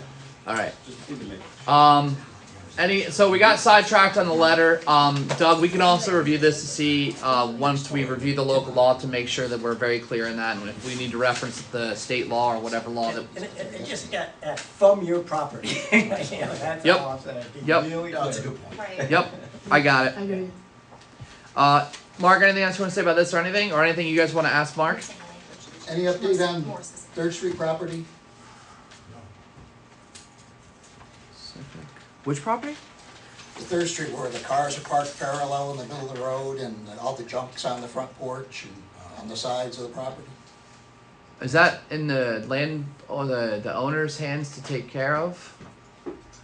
Yeah, they cleaned up a little bit out there. But it's stalled? The front of it looks a lot better than it did, but you know, the parking's still an issue, and now it's not just them, it's the other buildings in front of them as far as the parking goes. Okay. There's gotta be egress violations, because you can't get in the front door. Is this to the one that no one's in, or the one next door? This is the one that has people in it, that has all the junk on the front porch. I mean, you have to have two forms of egress because of fires. How can they block off their front door? Actually, there's two front doors that are blocked off, and their access is a narrow pathway into the back of the house. I have added that to my to-do list. And I have to excuse myself, I have to go pick up my daughter at the train Mark, station. what's the existing open code violations on 97 Hey, Classic? can I I mean, they say 30 seconds? they're working No, I on it for a gotta go. month. You sure? No, you have to go.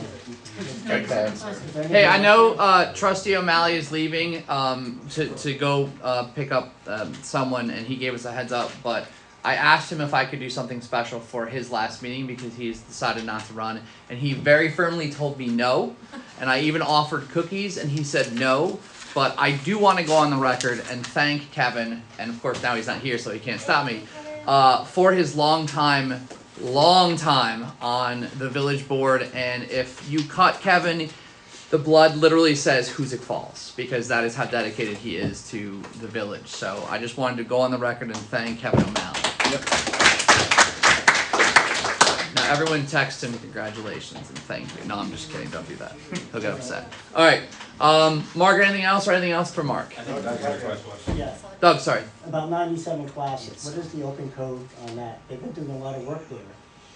Yeah, no, there's the bank is there, updating the property. I had written some stuff because the people who did the original roof on it, when I confronted them because they didn't have a building permit for the roof, it kind of chased them off, and they didn't do a very good job at all. So this new company came in and completely redid the roof. So, but no, that was, they're just updating the house because it needed to be updated. Okay, so that may come off the open code list? If we get it to a point where it's, habitable, Okay. you know, some of these are just, I mean, the roof is a good start, because you gotta, I don't know if that one had any active roof, I think it might have, And replace the heating system too. yeah, good, that's, they're putting some money into what's needing to happen. You know, some of the other things too, just in all fairness and in my defense, you know, we have had court issues in Yes. some of this stuff. You know, trying to get a court date has been a challenge. For months, for many months. What's the challenge with that, Mark? I know it's not It you. has not been consistent. It's a combination of schedule, judge availability. It's just- Attorney so Gilchrist is set to help him on court cases in there, and just availability has been a mess for months. So then the other part of it is like, you know, 3rd Street. Yeah, I go in, I write a bunch of violations, which is, you know, there's violations on a couple different places on 3rd Street. Probably at least 3 places on 3rd Street have violations, you know? But part of the issue is I write the violations and then I put the file back into my stack of 150 files and move on to the next case. I don't always have the time, the luxury of time, to go back and follow up on these as I should. I tried a couple different processes to do it, and it just, and if they have to go to court, then that's a whole other stuff. But, so in all fairness, the one Kevin mentioned on Church Street, I'm aware of that car, I've written the guy a violation on it. It's getting back to it. And does it rise to the level of tearing down a building that needs to tear down? Or, you know, so sometimes it's just, you know, you have to prioritize. I cannot do it all. You know, so in my defense, you know, there's a lot there. There's a lot going on for a small village. Yeah. I believe you. I'm in there enough, Mark, can tell you. I mean, it's not like I go in there and he's flipping quarters. You know, I mean, it's overwhelming. And he had an assistant for a while. That went away when when we get right. You know, and became our what clerk. we need to find the revenue to definitely make that position happen again, because there's no way one individual can do that and maintain, like you said, just a tickler file to keep going through, and just brings it to after 30 days it comes up. Well, you know, it's somebody. easy, you know, I open up violations every day. You know, but then sometimes getting them back to the time of the Sure. And I know you'll start hearing complaints because of the people who are complaining where I haven't even opened.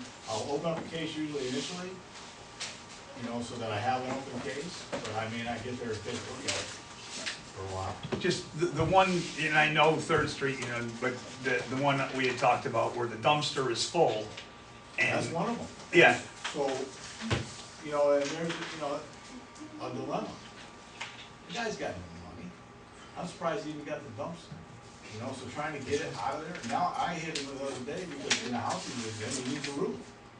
He doesn't even have money for the roof, you know, so,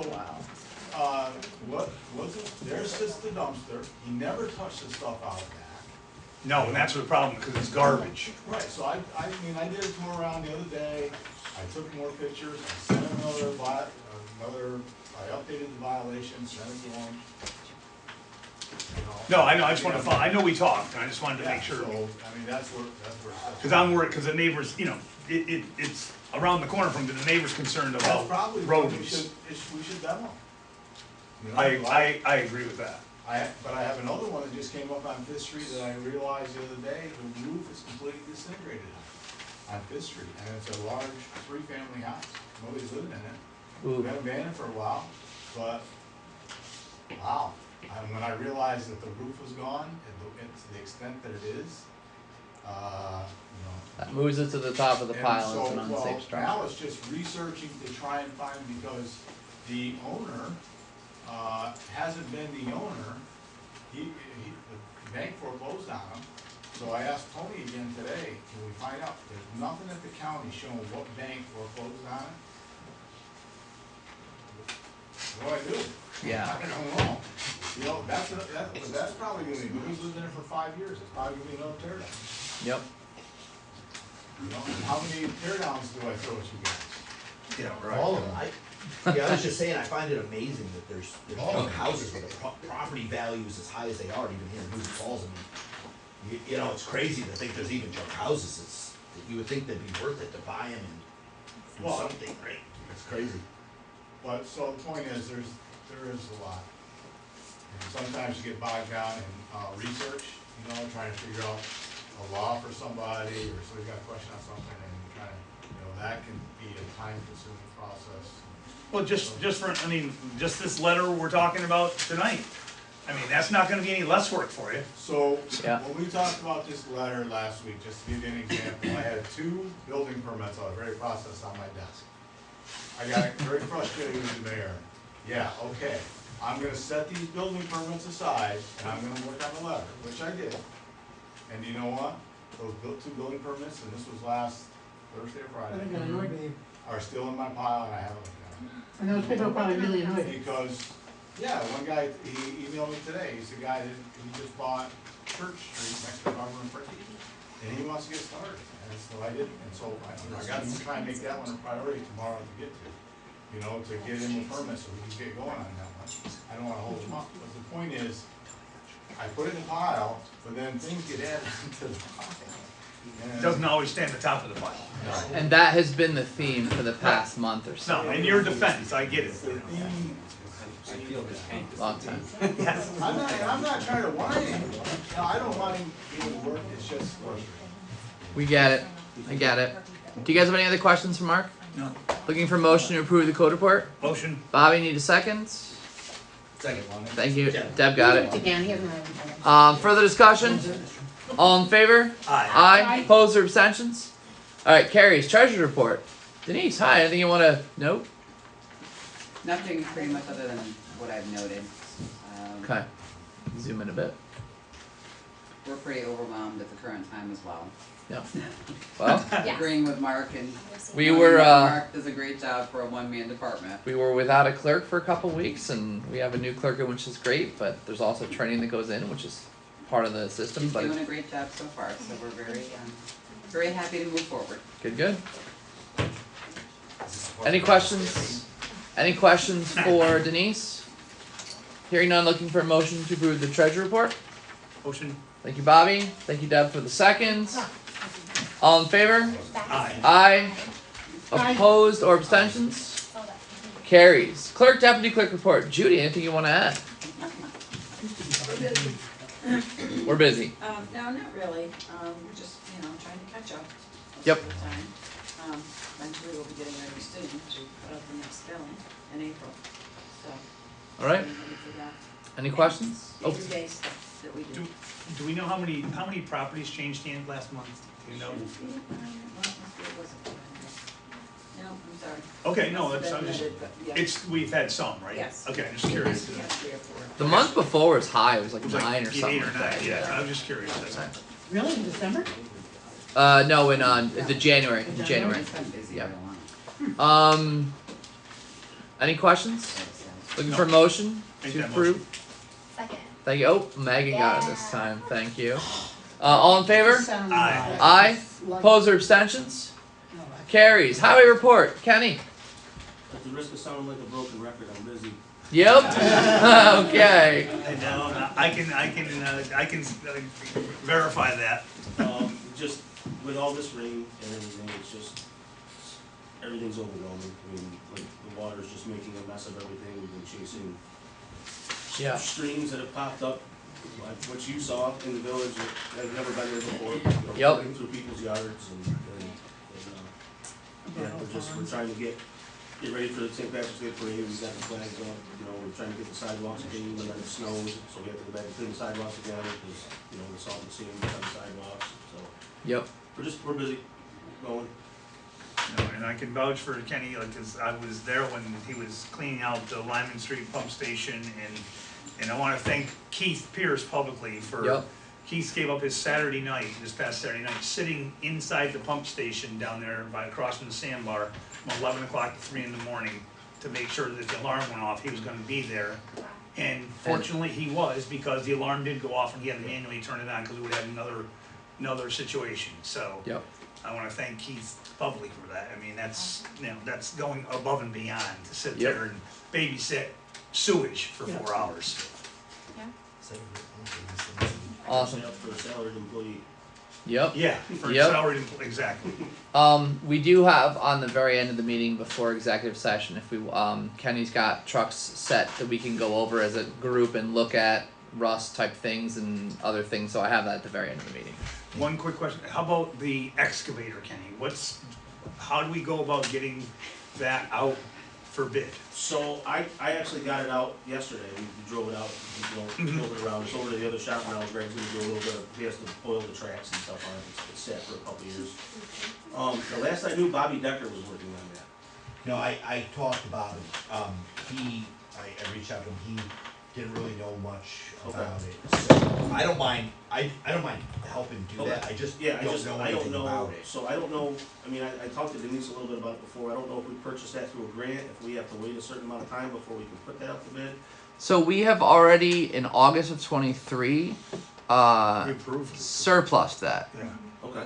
So it's just a matter It of, wasn't a grant, I don't believe. Yeah, we looked into it. yeah, that's all cleared. Okay. So we're ready, we're okay to move forward on it, it's just a matter of getting it out How do there. you get it out there for bid? Is it going like a website or something like this? Yeah, I mean, it's. Yeah, I think we should What have is it, John? someone come in Municipal. and You give put it us, on you know, municipal. I got the an estimate on what flyers it's on my worth. desk. Okay. Like have someone come in and do John like- said there's a municipal site that he can help us with, and Okay. what were you gonna say? The Niskuna Highway Superintendent uses some company and they come out and like take really nice pictures Okay. and get it, like, they show you basically how to do it one time, and then he says he's been doing it ever since, but it's, Like every time we get rid of That's what something, they we charge. should Get do an that. appraisal. Yeah. Do they charge for that service? if they do, it's very minimal. Do you have that contact information you give Kenny? I don't have it, but I can get it for Can you. you get it? That'd be helpful. That'd be great. Please, yeah, that would be great. That would be great. Thank you. And like I said, we should have someone appraise it as well, so we Sure. can see, you know, what it's worth. We're not putting it out there for $20,000 less than Yeah, it's no, worth. part of it. Jesus, no, I mean, you know. That may be part of it, says Elena. So, Okay. if not, that's a small enough fee that you don't need us to approve that. You do that as part of your department. So that being said, so with, seeing we've already authorized it, so if Kenny gets, we don't have to wait till the next meeting to authorize anything, it's already been It's already been considered done, as and surplus inventory. Any fee that's incurred, if there is any, is gonna be minimal, and the surplus would by far cover the cost. Yeah. So. So whatever we do, Kenny, we can go ahead and act on it. So how do I make sure that this money stays with me for a new truck? It'll stay with you for the truck. That's the whole purpose If you of, believe Dan, you know. Dan's ready to fight for you. So, I'm ready to fight. so there you go. he's got an ambulance you could And I have. think when you, I'll second that. I think when you guys do a quick tour of the trucks over there, you'll see the money. Just watch out because all of the department heads' eyes just went open. I know. There's Yeah, money. well. What? Close your eyes, everybody. No, I get it. Gloves. I get it. No, yeah, Denise. So I just have a question. So you're just ready to move forward on having this company come out and do the appraisal and the pictures, or you really Mhm. wanna go ahead and put it out for bid? No, Put put out it for out for bid. bid, no, we've Oh, already so you- approved it, so Okay. there's So you no. don't need a motion to put it out? We've already did surplused it. it. We did in Or back August. in August. August. I found the resolution. August We of don't have to 23. publish anything, or? That's what Is it that- is. Well, we You do put it it on through the bid, you we do it through like the municipal auction site. Very good. Awesome. So do you put like, I don't know how it works, I've never done it before, do you put like a minimum bid? Yeah. You can put a minimum bid on it? Yep. Okay. All right, that'll be our experience over the next month. Is That's what the that? appraiser's gonna do. Well, but I, you know, I have to clear that with you guys first and say, you know, if they say it's worth 100,000 and we say we don't wanna take any less than 90, you guys approve that, I'm not making that decision. No, right. Do we need to make a decision? Well, we can handle that over email, and if there's a Yeah. formal Well, we thing gotta that give- happens, we We can. gotta get a value on it first, right? Yeah, the appraisers. yeah. All right. More. Thank you for bringing I that just up. wanna Bobby. bring that up, I'll make sure. Any other questions regarding highway? Looking for motion to approve highway report. Motion. Thank you, Bobby. Thank you, Doug, for the seconds. All in favor? Aye. Aye. Opposed or abstentions? Carries. Sewer report. Anything else you want to highlight beside all the stuff we talked about with the sewer report tonight? No, just, like I said, we're keeping busy, still making some money, it's been a fairly mild winter, so the waste haulers are still pumping sewers, so. Okay. They're bringing us stuff, we're making money. Good. Good. Any questions? No, cause the revenue actually has been up from 23, 22. We're our It was- second highest in the yes. past 5 years. Yeah, That's good. so that's good. Yeah, and we've gotten a few more waste haulers, you know, to come in and, Good. That's great. yeah. Looking for motion to approve the sewer report. Thank you, Dan. Thank you, Deb, for the second. All in favor? Aye. Aye. Opposed or abstentions? Water Department report. Megan, anything you want to highlight? Oh, I do have updates, but you want to go first? Go ahead. Okay. So later we're going to talk ARPA funds, and there's some money that we had allocated for a $50,000 expense that we only used like 16 or 17 for. So we have that extra 34 that we can reallocate. There's two ideas that I had in mind. The first was the pump that we had approved previously. The second replacement pump, we haven't needed to pay for that yet. We're a few months away from doing that, but we could use those funds for it. The second one is we have some electric panels that need to be moved. We have 2 quotes right now. The first one was from J.A. Bradley for somewhere around the neighborhood of $20,000, which I think may be code for we're busy, thanks. I'm not sure. And the second one, we got a quote from Hathaway for $3,400. Wow. That would Huge difference. replace and relocate 4 motor safety disconnects in the water treatment facility. We don't have a third quote yet. It's coming over the next couple days, but we do have that in process. So we can probably over email approve the lowest bid and then formalize it at the next meeting. Or if that one is low enough, we can approve right now spending up to $3,400. Right.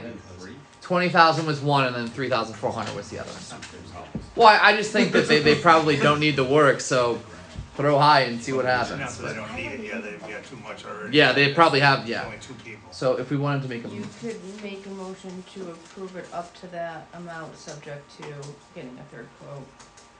But if the Okay. third quote comes in less than that, we're gonna, right. Right, I'm Okay. just saying, if the policy is to get 3 quotes, you shouldn't make a motion technically until you To have get the 3, third but if quote. you make the motion contingent on getting the third, then you should be. with that low of a response, that actually may not require 3 quotes. Okay. I'm looking at that right now. Just give me 1 minute.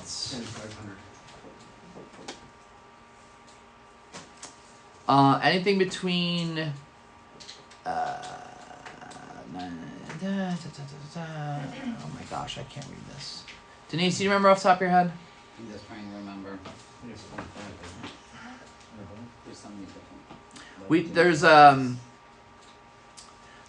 There's a 9, basically 10,000 to 35,000. I'm trying to find it.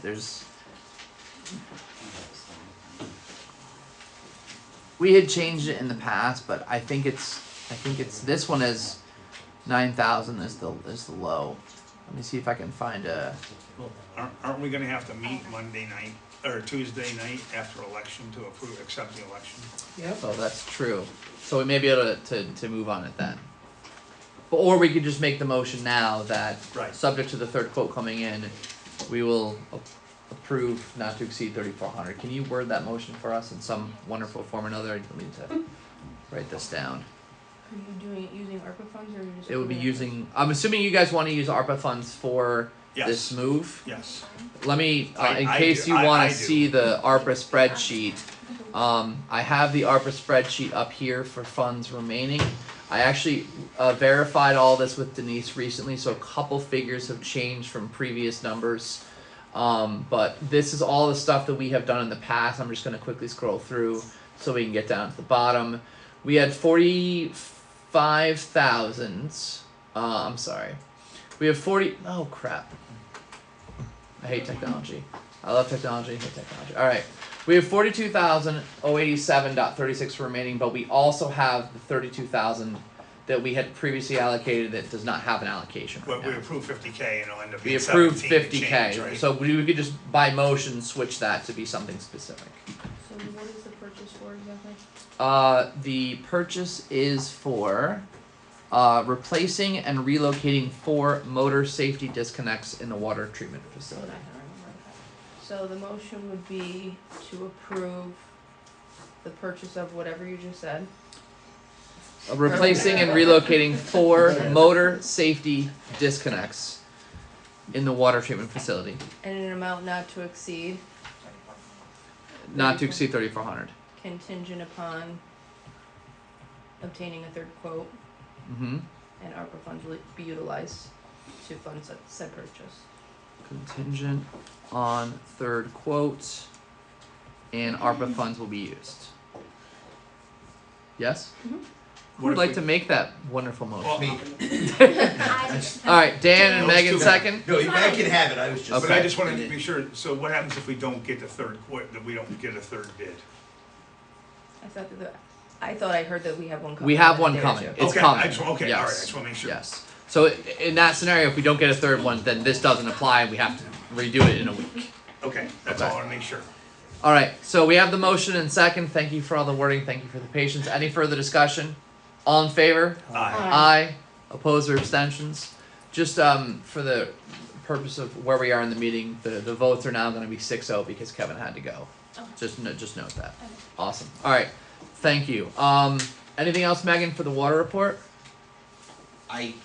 Or Dan. Sorry. Because I've been redundant almost every time talking about the humidity problem and us needing a sufficient dehumidification unit for that building. Dan's looked into it, he's been over there as well, and he's gonna speak on it a little bit to you. I Maybe spent some second time voice with will Jim and help. Josh last week down there. The reason What'd you do that wrong? these, what's that? What'd you do wrong? I told him that where they pulled that pump out, it's a perfect place to throw a body. Said some scary stuff if you've ever looked down in there. The reason the breaker boxes failed, and they're in rough shape. I mean, some of the metal componentry over there is in rough shape. Is we can replace it 100 more times. The humidity level in there is off the charts, and it's not just humidity like sort of H2O in the water. You've got chlorine in the water. Chlorine, and I only know this because my wife is a materials engineer. Chlorine is extremely caustic to it fractures stainless steel even.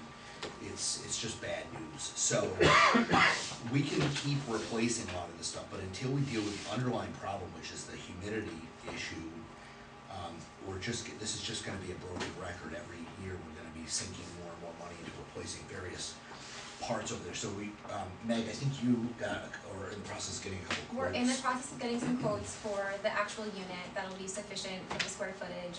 I sent over some questionnaires to Jim and Josh to fill out so that we have that information for them. I believe it was Bry Air and Desert Air were two reputable companies that we're looking at. When speaking with Jim, he said they were working on quotes as well. So we should have, I know, 3 years ago or 2 years ago it was 30,000, but with the way prices have been, it could be upwards of 50 to even 100,000 for this unit. But like Dan said, we're just sinking more and more money into it because of the corrosive air, pretty much, in the water. And luckily, I mean, at this point, the 4 electrical boxes that have failed are 4 120-volt standard breakers that you can probably, or disconnects that you can probably buy running over at True Value. If we get into some major componentry in the system over there, in the actual electronic, we're going to be bonding it out. I mean, we're talking about huge money. So it's critical, it has to be done. And the other thing I would point out is that, just for the record, this is all in the non-GAC. Right, it's all in the regular functions of the regular water department of the older building, and not the new construction. So the other thing is over there is that somewhere right around where those breakers are, one of the pipes, and don't ask me what exactly pipes go to, what they do, one of the main lines that's circulating water through the center of that building has a crack somewhere. Because I asked, why is there water on the floor? Every time I go down there, there's water on the floor. They said there's a crack somewhere in one of these things. We really probably should try to find out where that crack is. And I haven't seen. if you go to the center of the building, Rob, there's always like puddles of water. And I said, why is there always water here? And they said, we think there's a crack in one of these winding lines. Are these the lines that are in the cement under the ground? No, I think it's one of the ones that are kind of elevated. So if you're looking at that, where those electrical components are, if you just look to the left, it's in there. They're not sure what it is, but it may be something worth investigating, because that standing water just becomes humidity. Right, it's just adding to the problem. So anyway, that's the deal over there. There's also like insulation that's going over some of the pipes too to stop with some of that humidity.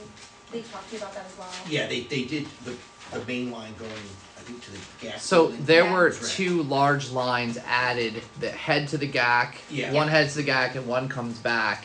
Those did increase some of the humidity. Have a good those did increase humidity, and we have been asking the companies to insulate that. That is wrapped. Just happening, or it just happened? It is done, and that will Okay. stop some of the sweating coming off of there, so that helps, but. Yeah.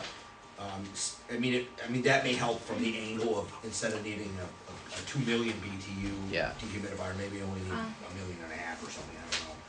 And then I know we're looking at highway department vehicles, but, the water department van, of course, is just, something I like to bring up.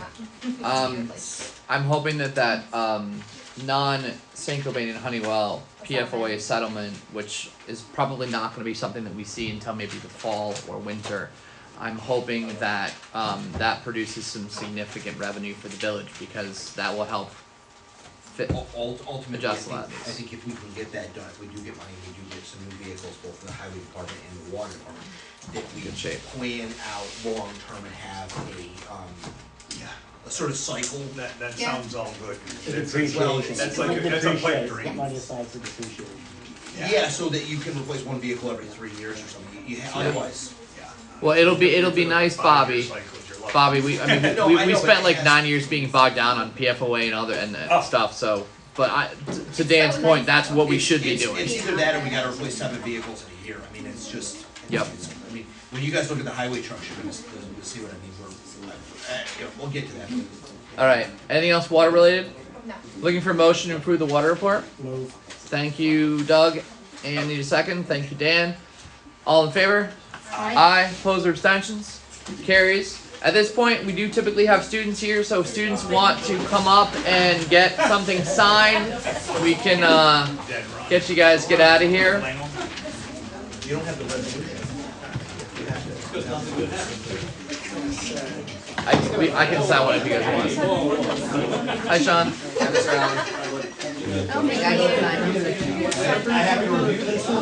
There you go.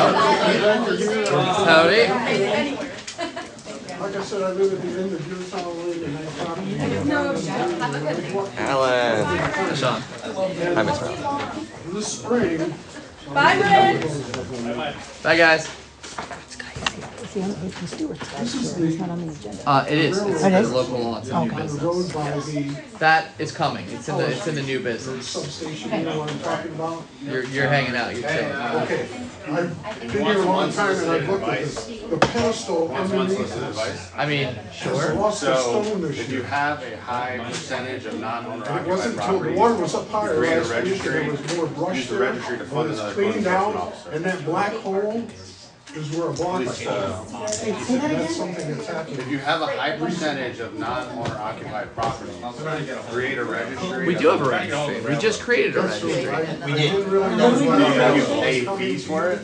We just created that. Yeah, they used to create it to fund another code enforcement officer. That's the registry. That's the vacant building registry. Well, but he was talking about a rental. When I first moved here, one of the neighbors, they were down there, they were all sorts of. We will look into it. Thank you. Okay. Thank you. All right. So we have 3 minutes up for approval. Anything in the February 14th regular meeting minutes need to be adjusted? Hearing none. I make a motion to accept the minutes as presented. Second. All right. Thank you. Further discussion? All in favor? Aye. Aye. Opposed or abstentions? Can you bear with me for 1 minute, because there's 1 minute that I think I put the wrong date on, and I wanted to see if I could find that. It's not that one. Let's go back.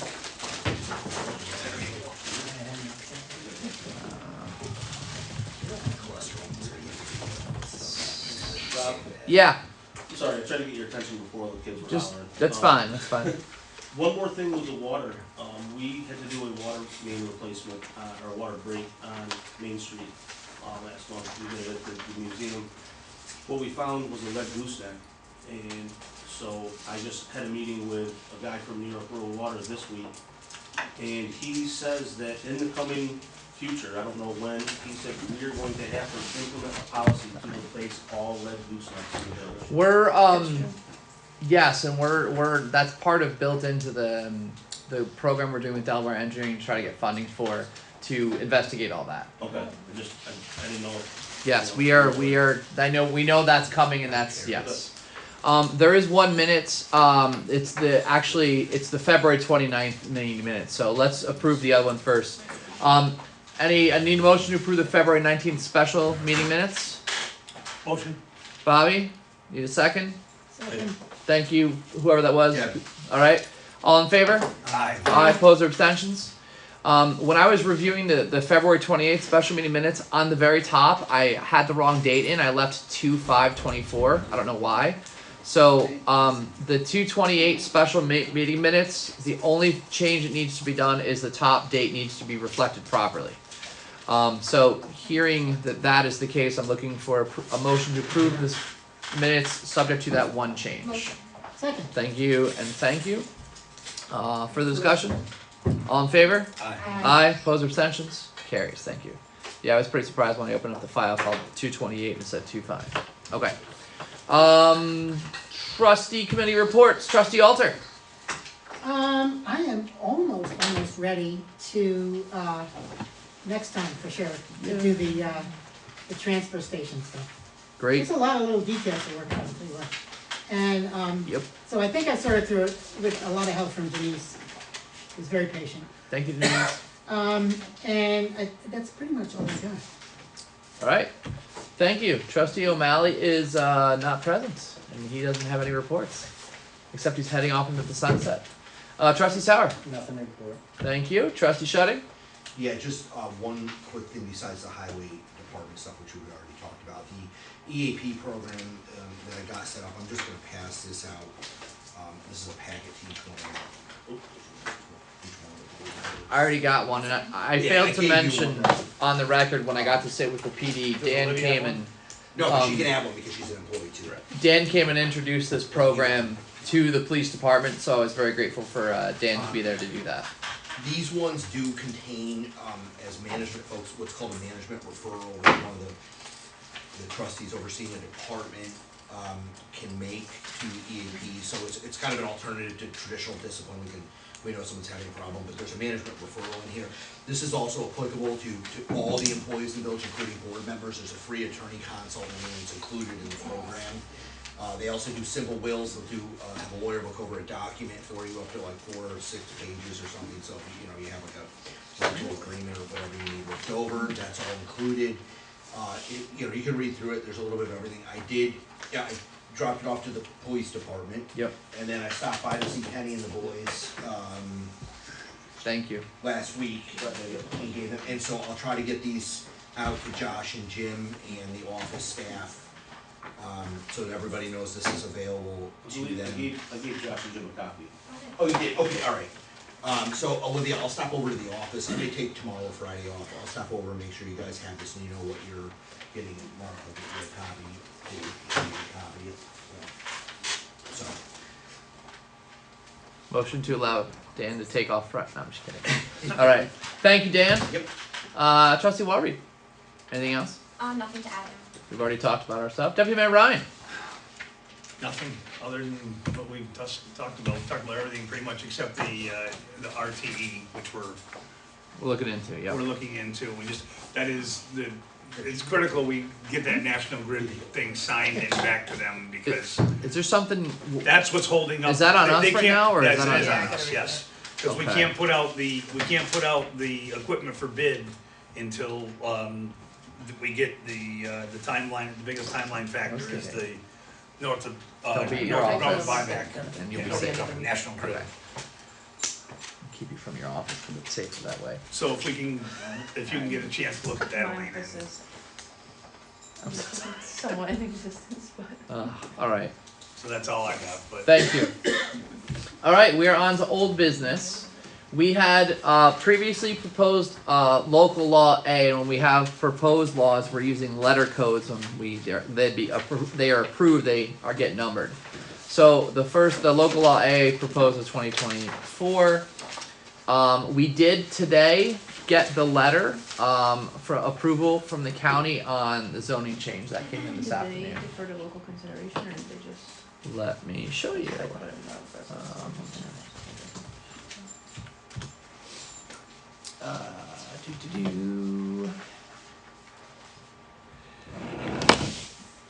Do you want me to throw it up on the screen?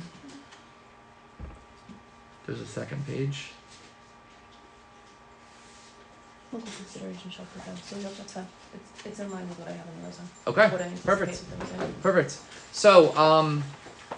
So we have all of our ducks in a row. So we are able to move forward with adopting this local law via resolution, should the board be interested. With that in mind, I will put the resolution up on the board screen, whatever this is called. So this is a resolution, oh boy, making a determination on seeker with respect to his zone change and enacting a local law with respect to the zone change.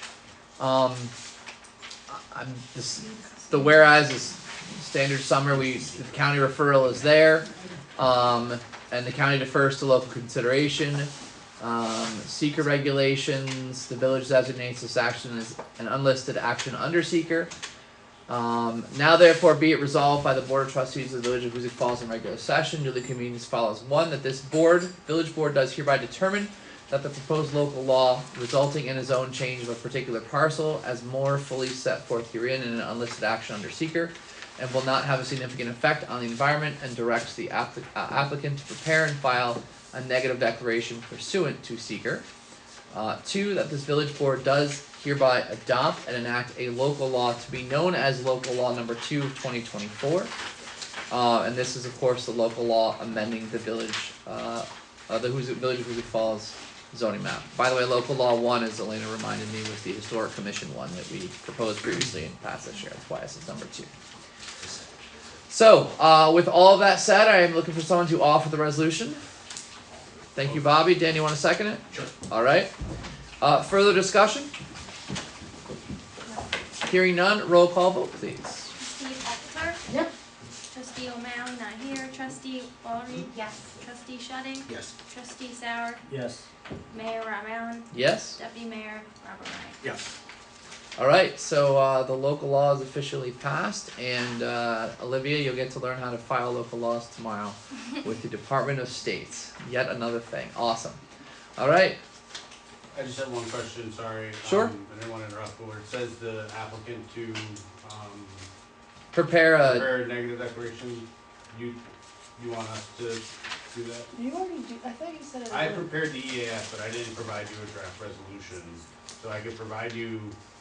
It's just a neg deck, it's not, like, this resolution's indicating that we're finding it to be a neg deck, so if you have the EAF, just send it. Okay. Do you have my?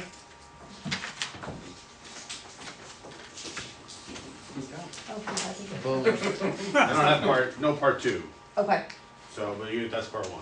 okay, Oh, I have that one. Yeah, so I could send part 2 tomorrow as well. perfect. I don't have your stuff, but I'll Do you want me to write it down? email, I think I just Okay, speak with you guys. as long as somebody has it, I'll get it, I'm sure. Okay, thank you very much. Thank you. Thank you. Okay.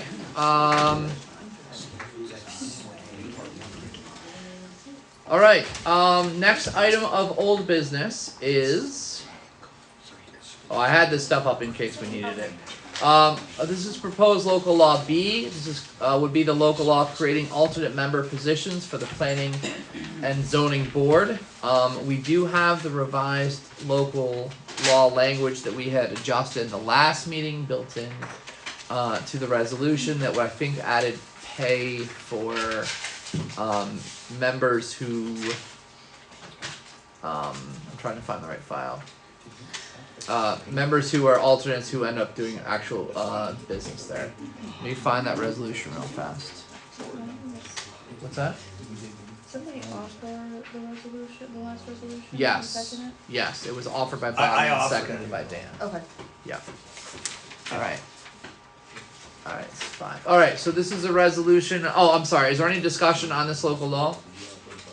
Just on the zoning? Yeah, no, on the zoning, on the boards. Oh, you're talking, I'm sorry, I'm talking the wrong one. This is the unloading and that, are you looking at? Oh, that's the wrong thing. Yeah. Yeah. Yeah, I was gonna say. Oh, we have the wrong title listed.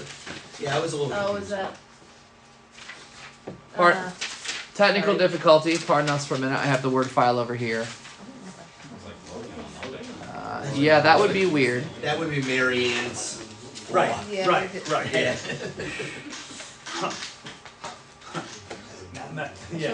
Right here. We just have to Take this Mary language Ann's here. after somebody. Okay. That's a resolution And It's that's like creating. Right. After a tragic event. Yeah, not you. No. The Zickelbauer Act. You get to spell Wickelbauer. Yeah. So Olivia, take note of who votes on this, and I will get you the proper one tomorrow Okay. with the changed title. Okay.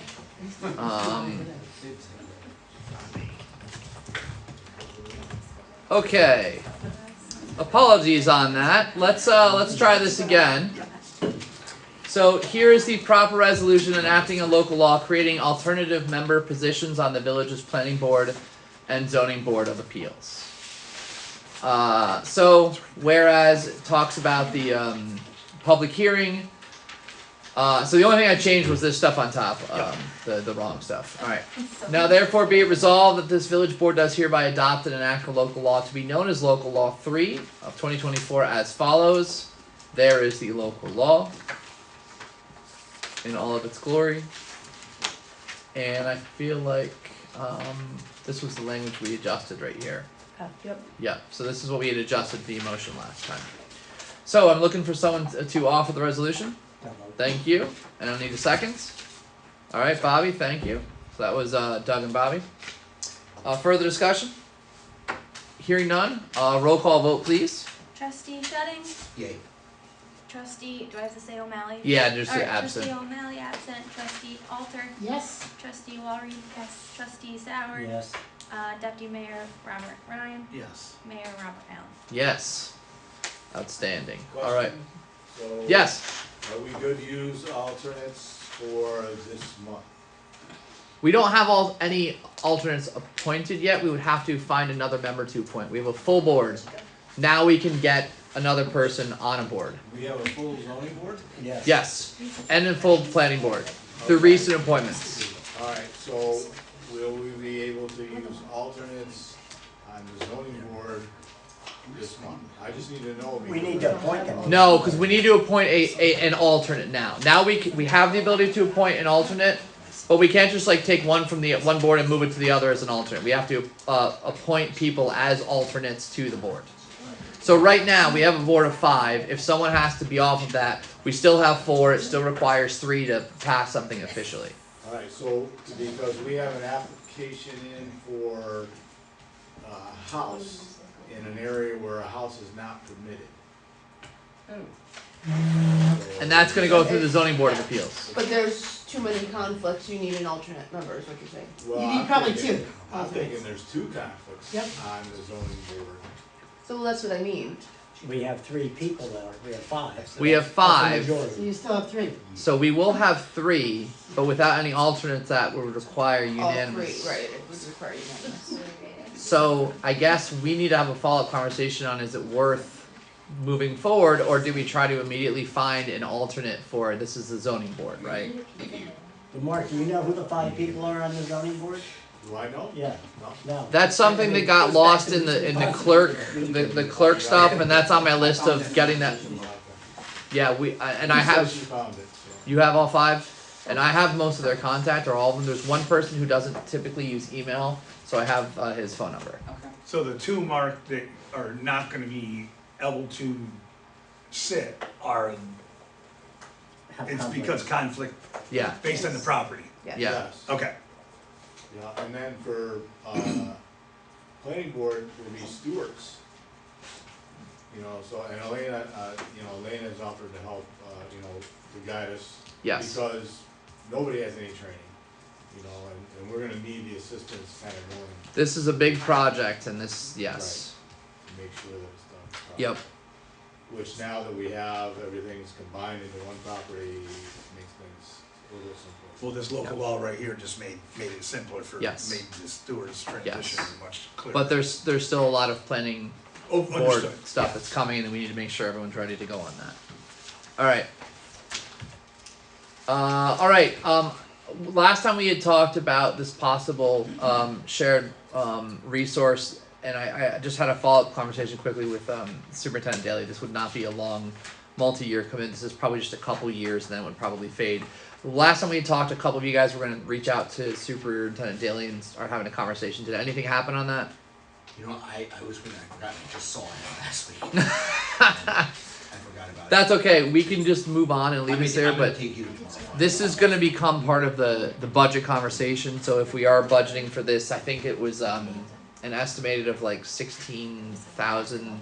Divided, right, we were splitting it 3 ways. It's like a full-time salary. The salary itself will be split 3 ways. The cost for the insurance for said candidate would be fully covered by the school.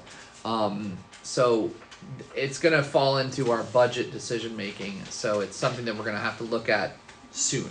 So it's just an old business item. So Just one comment on that. I mean, it's a noble idea.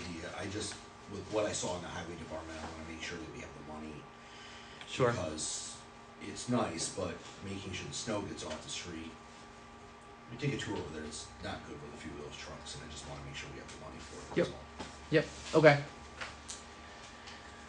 And again, full disclosure, I work for the school. That's why you guys are the ones taking that on. So when budget time comes and this topic comes up, I will facilitate, but I'm stepping out of any discussion with that. So if the board says yes or no in the budget, then it's the board's decision. All right, new business items. We already did one of the resolutions for related to the water supply. We have our standard resolution that we do, which I got to bring up. Which is just the resolution that covers, where is it? This is a resolution authorizing payment of invoices through the third-party funded escrow account pertaining to the development of the new water supply wells and associated infrastructure for the village. This is our 7th time doing this. It's covered by the companies through the escrow accounts. So now, therefore be it resolved by the Board of Trustees of the Village of Hoosick Falls in regular session, duly convened as follows. That the Board of Trustees does hereby authorize the payment of invoices from Sterling Environmental Engineering in the amounts of $1,930.50. And Gokers Tingley in the amount of $1,978 to be paid from the escrow account that's funded by St. Gawain and Honeywell, as provided for in the agreement authorized by the parties and approved by this village board of trustees on May 10th, 2023. Need someone to offer the resolution and second it? Motion. Thank you, Megan. Deb will second it. Further discussion? All right. Roll call vote. Save Dan for the end because I think he just stepped out for a moment. Alright, trustee O'Malley absent, trustee Alter? Yep. Trustee Walry? Yes. Trustee Sauer? Yes. Deputy Mayor Robert Ryan? Yes. Deputy Robert Allen? I'm a yes. Mayor And when Dan comes back, we'll check with him, but it does pass right off the bat. So, all right. We've already done this resolution. ARPA funds. I wanted to go back and discuss briefly the latest with ARPA funds. Sorry about the scrolling thing here. So this number right here, 77,610. We have 32,498 that we have not officially made a motion for. Oh, except for the. I hate the scrolling on this. I'm sorry. Not to exceed 3,400. This was the electric panel move. Electric panel move. So when this is official, I'll be able to add this number in. But technically speaking, we have 32,498 minus the 3,400 that hasn't been used yet. So if I just take this number out of the spreadsheet, this is what we have right now remaining. That number is wrong. Why is that wrong? There we go. 71,185. And we still have another 2,800 allocated.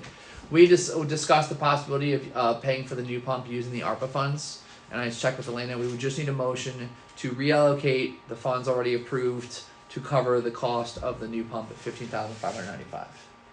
So that would be the motion in a sense. Does somebody want to make that motion? I can make that motion. Megan? Yeah, to use the ARPA funds, what is it, $15,595 for the new pump. Yes, that we've already approved. This is Right. just using ARPA funds to pay for it.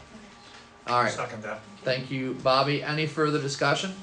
Just a question. Sure. The feds have been doing a lot of audits, and I have not seen one audit on ARPA come out without dinging the municipality. There was a large article today on Ulster County, for example. Okay. And in some of this is the rules of the auditor has been different than what's communicated. I wonder if we should get some kind of review of where we are with this. Because I hate to get audited and.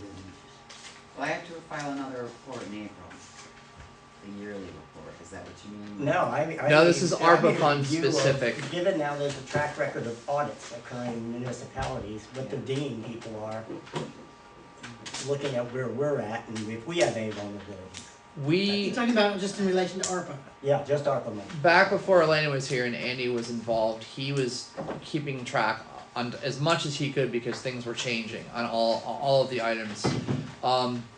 The one thing that we talked about was the general. Bobby Decker, where are you? General allowance? Thank you, the general allowance. And this particular motion was using the general allowance, which is the way that we have been told it's supposed to happen. So we right now feel like we have been doing everything right. We have records and minutes, we have records of meeting recordings. But I don't know who we would talk to say, hey, are we doing this all right? Apart from... I can probably get an A. I'll try to get an A. Oh, I would be fine with that. Because the rules have changed. If the auditor's looking differently than what people have interpreted and told. That doesn't surprise me with yeah. Huh? Yeah. Well, you spent the money, you give it If down. you spend it inappropriately, if you Yeah. use something, Right. because I know Yes. you can only use it for certain allocations. And particularly in the early going, it was not really clear. There was a lot of gray areas. Yeah. Yeah, if you can come I'd up like with a to- name, it'd be great to do that. It doesn't hurt to be proactive. No, Yeah. I'd rather. No. So we have the motion for the 15,595 for the new pump that was seconded. Any further discussion on this? All right, hearing none. All in favor? Aye. Opposed or abstentions? All right, carries. So I'll throw in the 15,595 here for the pump. I'll figure out the math on what's left for the reallocation in a moment. I had sent to you guys over email a couple other projects that myself, Sergeant Hudson, had priced out from Center for Security, who has been our standard specialized go-to for security system type situations. These are in order of, I think, John, what you had recommended. This was the new alarm system and panic button system that would, I'm going to actually bring up my email so I can reference it myself. But did you guys, I sent this out, I know it was in a flurry of other updates. Was there anything in there you guys wanted to talk about or stress, or anything you wanted to move on this evening? What's the two new replacement doors getting swipe card access? What two doors you talking about? The stairs that go So- to the backside of the building. The ones that they're right by the parking lot where the police department is, and we just never use it. There used to be like a dog kennel thing up by the door. By the generator. Yes, by the not the courtroom entrance. No. The Oh, I other know. one that has the stairs One going goes downstairs. So if they're, right now you can't, they're rotted. One door is falling away, the other door is a piece of plexiglass inside of a door. Right. So the thought is if we get those replaced, and like I said to the mayor, we don't have to do that like right now, but if we get them replaced, the officers will go in that way with prisoners and right down into booking. In my mind, Correct. $8,000 to get those on the swipe system is absolutely, like, I just have no desire to do that right now. It may be worth to replace the two doors and get physical locks on them, especially because it sounds to me like it may be better for the police department to bring people down to booking through those doors.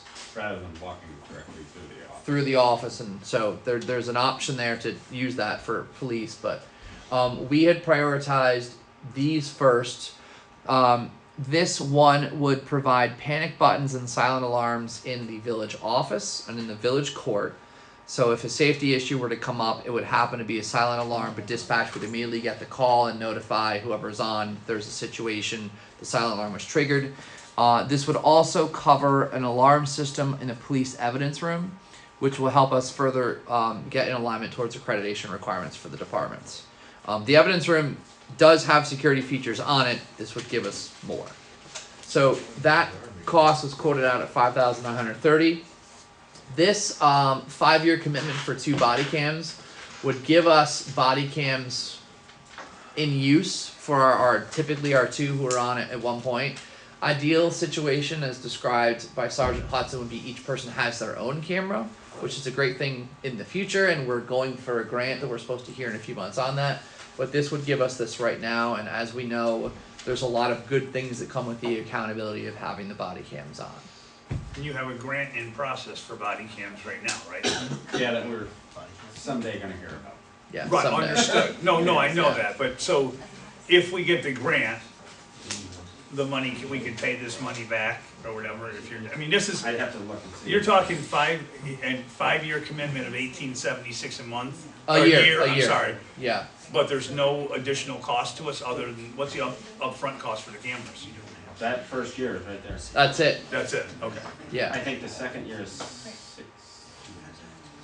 I didn't bring the form with me. I- It goes down, the first year's that. I thought it was the same every year. Just a minute to find that. No, I don't have it in this folder. It's going to take me a minute to find it, so keep Okay, talking. that's fine, I'm just curious, I mean, I wanna make sure, I mean, I know there's gotta be an expense up front, right? I mean, We went with this system because Axon has it's a subscription base where this one is unlimited data storage. So Axon, the other company that we were testing, after the 5 years is up, they hit you with a surprise storage fee. okay. Yeah, that's the trick. Okay. So this is the Motorola contract. Oh, too far. Too close. Too close. The billing. Keep going. A little more. Right there. Yeah, it's about the same. This is actually the higher number. Then it goes to 1656 for the other 4 years, and that's the grand total. Okay. So I'll leave that just kind of present for a minute. We've already talked about the replacement costs for those 2 doors, framing, fixing, all that. This one I think is important to note because this involves the gazebo, which I we've would talked almost about. switch those. I would too. My preference would be to switch these. So I'm gonna move this up a priority step from our point of view. The ultimate plan the mayor and I have is, one, we want more footage on the gazebo so we can see what's going on out there. But there will also be a monitor inside the police department and a monitor in the clerk's office, so we can see who's at the doors and who's coming Yeah, in. that's a good idea. Yeah. And then we'll be able to sit, so if somebody's in the office, we'll be able to see the doors, we'll have the gazebo up in our office so we can see it. The girls will have the doors, but they don't need to see all the other cameras. For the police department, we can see the cells, the doors, the gazebo, will be live up there. I actually got the idea when I was in North Greenbush, I looked at their dispatch center.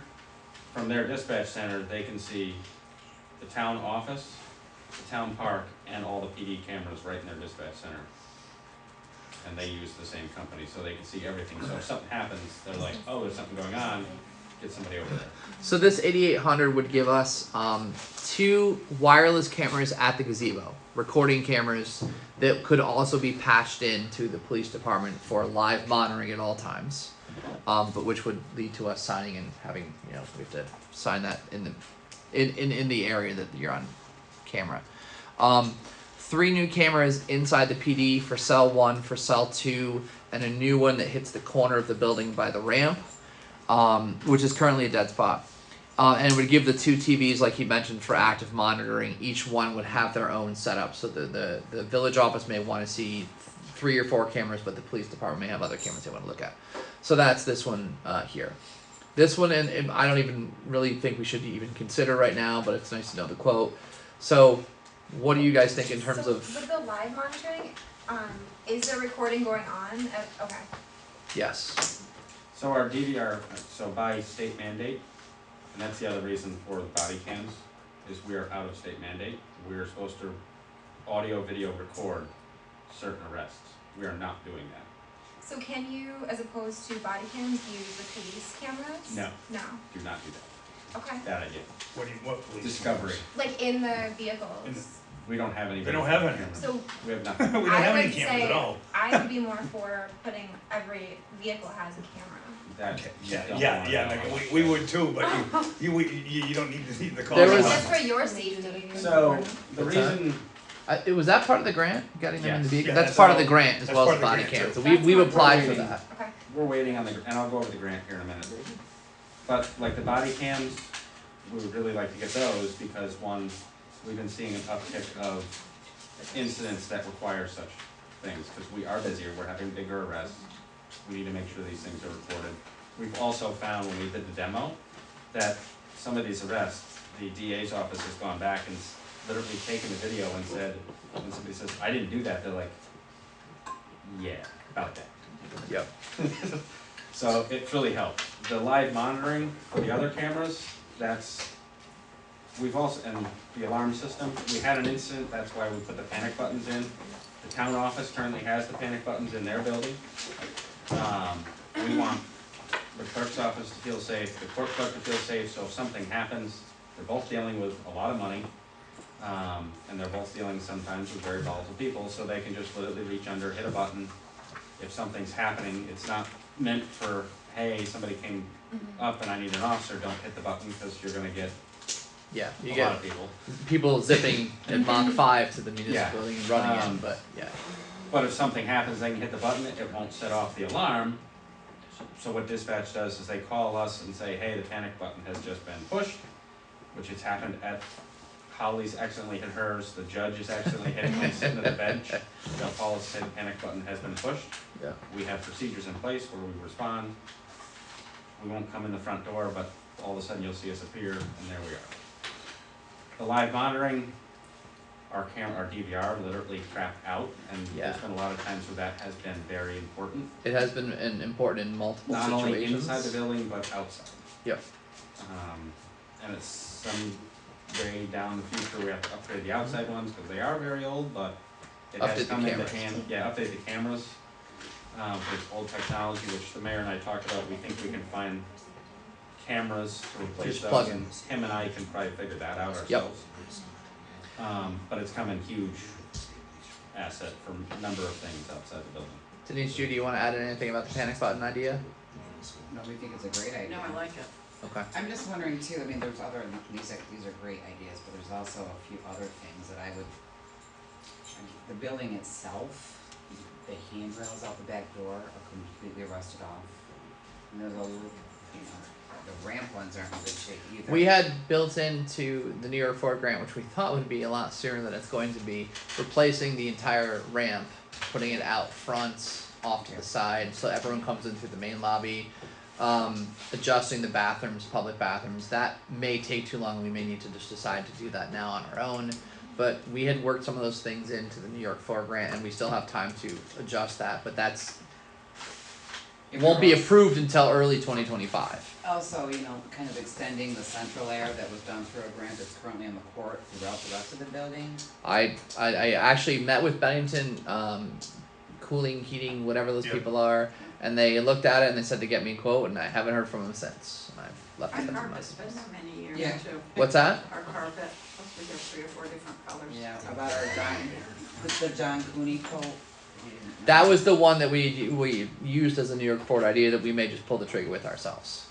So that's still very much on the radar. I'm still waiting. I asked Edmonds for a quote on 3 printers that we severely Yes, need, that they didn't get back to me either, so. Okay. I'm not opposed to any of this, all normal things, but I think we should wait and find out what it's gonna cost us. Oh, absolutely, to that's fine. dehumidify the water building, and really think we wait till we look at Kenny's. Yeah, but Dan, the Kenny's stuff is not gonna, ARPA money's not gonna help Kenny's stuff. It could help You need partially. we need a truck, you're talking $300,000. No, I understand that, but there's also, as Denise says, the handrails are rotting off of it. We spent a lot of money on Lexapro and everything else, it just, there's other needs. I agree, but I think this, to me, part of the CCRB is, part of that is the body cams as well. I mean, we need to get up to speed with, with current equipment that we have to protect the officers and ourselves as far as liability reasons. I looked at 16,600 if you did items 1, 2, and 3. Okay. That's what it tells us. I'm not, I definitely not wanna move on items 4 and 5. But I know the gazebo, protecting the gazebo, we just put a bunch of money into the gazebo in the last 2 years as well, and we wanna make sure we keep that protected. So I just threw a column over here. If we pass it, we can see where we're at. So this is all discussion stuff. It's up to you guys how you want to proceed. Anybody else have thoughts? I'll make a motion on the first 3 items there, the expenditure of ARPA money. So it would be these 3 items. The quotes for the sole provider center for security to do these 3 jobs at the cost of $16,606 using ARPA funds. Not Center for Security for the second. Oh right, sorry. Center of Security for the first and third. Motorola is the other one. My apologies. Thank you for clarifying. Real quick, approximately how much money does that leave after that's done? It's 55,000 left, Dan. If it was 71 it's and about change. 40,000. Oh, this is No. If it was 71,000. If we wasn't took 16, I'll just say about 16,000. 40,000 left. About 40,000 left. Oh, because you took the other stuff out already. Yeah, Yeah. and we still Okay. have The another. rest on the- We still have another Handrails. 12 to 14 that we've allocated that we have. But yes, it leaves us with 40,000. But don't you still have the Like, 32,000? to put somewhere else like the Um, gazebo. Oh yeah, we got. We still have about 16,000, but I don't have that in the formula, so that would be. Okay. So that's not counted. We have 40,000. Got Yeah. it.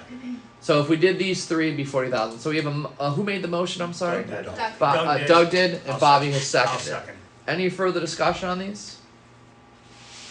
I will tell you, I wanted to make sure the first 2 happened. I'm also glad to do the first 3, but I'm kind of. I see Dan's point as well about. Oh, I do too. Don't get me wrong. I'm not arguing with that at all. It's I just. understand. All right. I just wanna make sure the other thing, I hate to be that guy again with the body cams, you don't have to negotiate the decision to do body cams. We're already working with them. So, It's already- John, we're already John, working with John, them. I'm talking. We'll- So you don't have to negotiate the decision to do the body cam, you do have to negotiate the effects, like how is it used in discipline, and where is it stored, who has access, and all this stuff. So are you talking department procedures? Are you talking a union agreement? How it's used and in logistically. disciplinary matters, all that. You don't, because it falls under equipment. Equipment is non-negotiable, like it falls in the same thing, like you can't negotiate what brand of police car, right? That's all equipment, right? But you do have to negotiate it's called effects. So if you can't negotiate the decision, you have to negotiate the effects. What's the trickle-down effects? So policies first. Are there policies in Lexipol that would? Yeah. Okay. Are those done yet, or are those? I mean, we have other policy priorities. No, it's like a really long one. Can you speak to? Well, I don't know what you can speak publicly because you're both leading the department and part of the union. But are there discussions going on within? I gotta get it to Andy once Okay. So I'll just say the village stands ready to have those discussions when the union is ready about And Rob, policy they may have, procedures. I don't know, they may have already, I'm just telling you from my experience. Nope, It that's- wasn't- You just have to negotiate the effects of it. Absolutely, absolutely. And I that's an important discussion because I know that a lot of other departments have already had that discussion and gone through it, but it is very important. I just, as a teacher, as a union member, knowing that students are recording things all day, it's another You gotta layer. assume you're always on camera today. Yeah. Oh, yeah. Your seat. So I think what was the third thing? I think that was it. Oh, does this include? Will we need to get a computer or storage unit or something like that, or is this the storage for this? I think that's cloud. Oh, it's cloud based. Okay. So that comes with the setup. That's 8. Okay. All right. Any other questions on this? Okay. So we will not be able to officially roll them out until we have those those A while. policies in play and negotiated with the union. Okay, thank you both of you. So we still have the motion for 3. Any further discussion on this? All in favor of approving these 3, just for sake of quick? Let's do just a quick roll call vote for ease. Yes. Bobby's a yes. Yes. Yes. Yes. Yes. Yes. Yes. I'm a yes too. So 6-0. Thank you. So we've approved these, and we'll have to start in the next day or two, making sure that we're moving on those 3 items. All right, and I'll update the sheet later. Thank you guys. I know it's been a long night and that's a lot of discussion, but this is good important stuff. The last item was the possibility of proposing a local law C. Now, this is not something that we are definitively doing, but as Denise has pointed out, and Denise, correct me if I'm wrong, we did do this in the past. We proposed this Sounds law, familiar. but we never actually did used that because we're not generally ever in favor of doing that. But if by chance we decide that we need to have more revenue than what is allowed under the tax cap, if we want to exceed the tax cap, we have to have a local law in place. So we have prepared the local law for tonight. Should the board as a collective be interested in moving forward this local law, just like with every local law, we would introduce it, second it.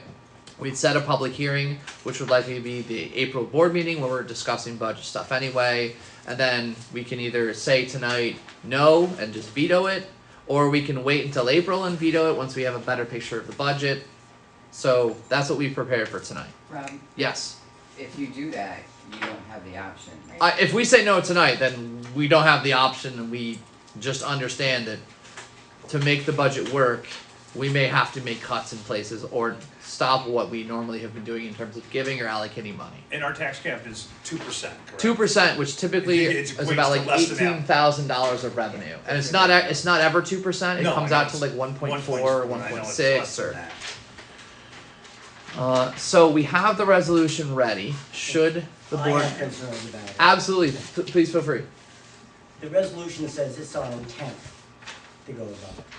That's not my intent to go above the 2% coming into this. A. Right. B, I don't know what the numbers are that all of a sudden justify that we gotta act this year on this. I've seen no numbers, I've seen no projections, so I don't know where this came from.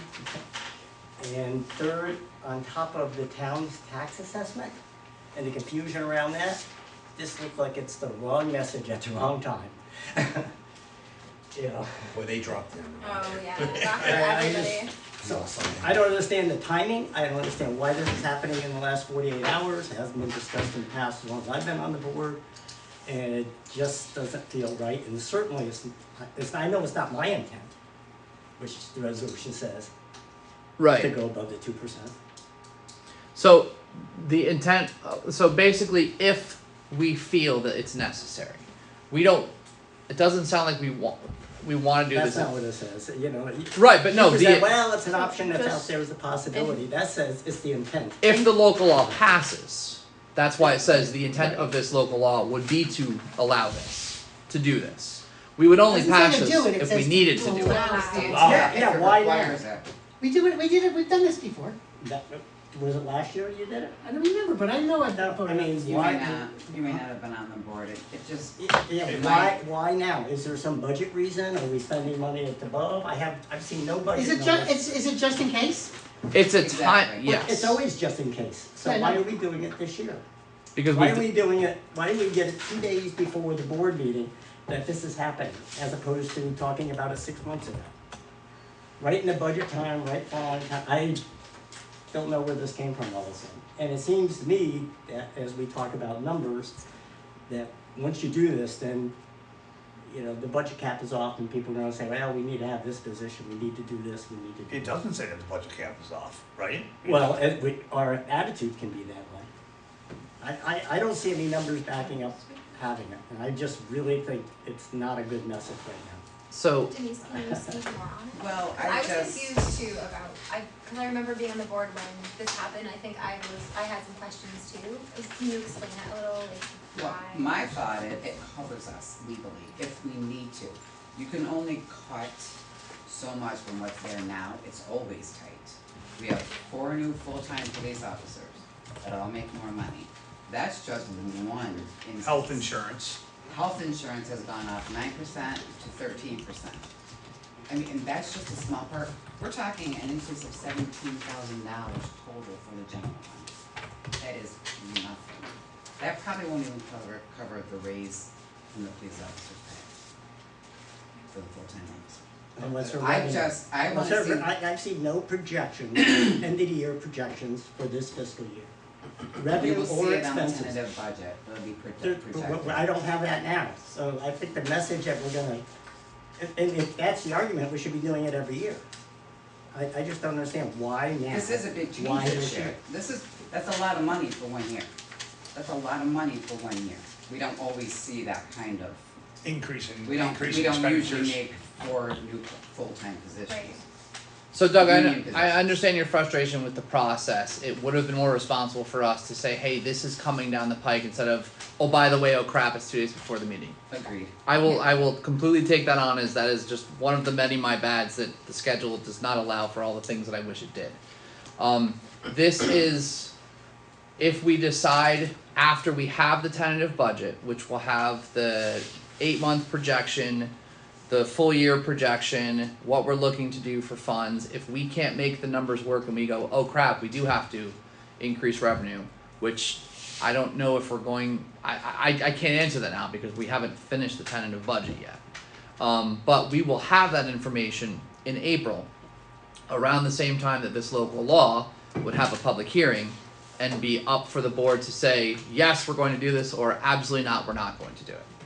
Now, if you want, if you are saying, absolutely not, on principle, I am not supporting this in any way because I don't want the message out that we're even considering this, that's totally fine, and I understand that.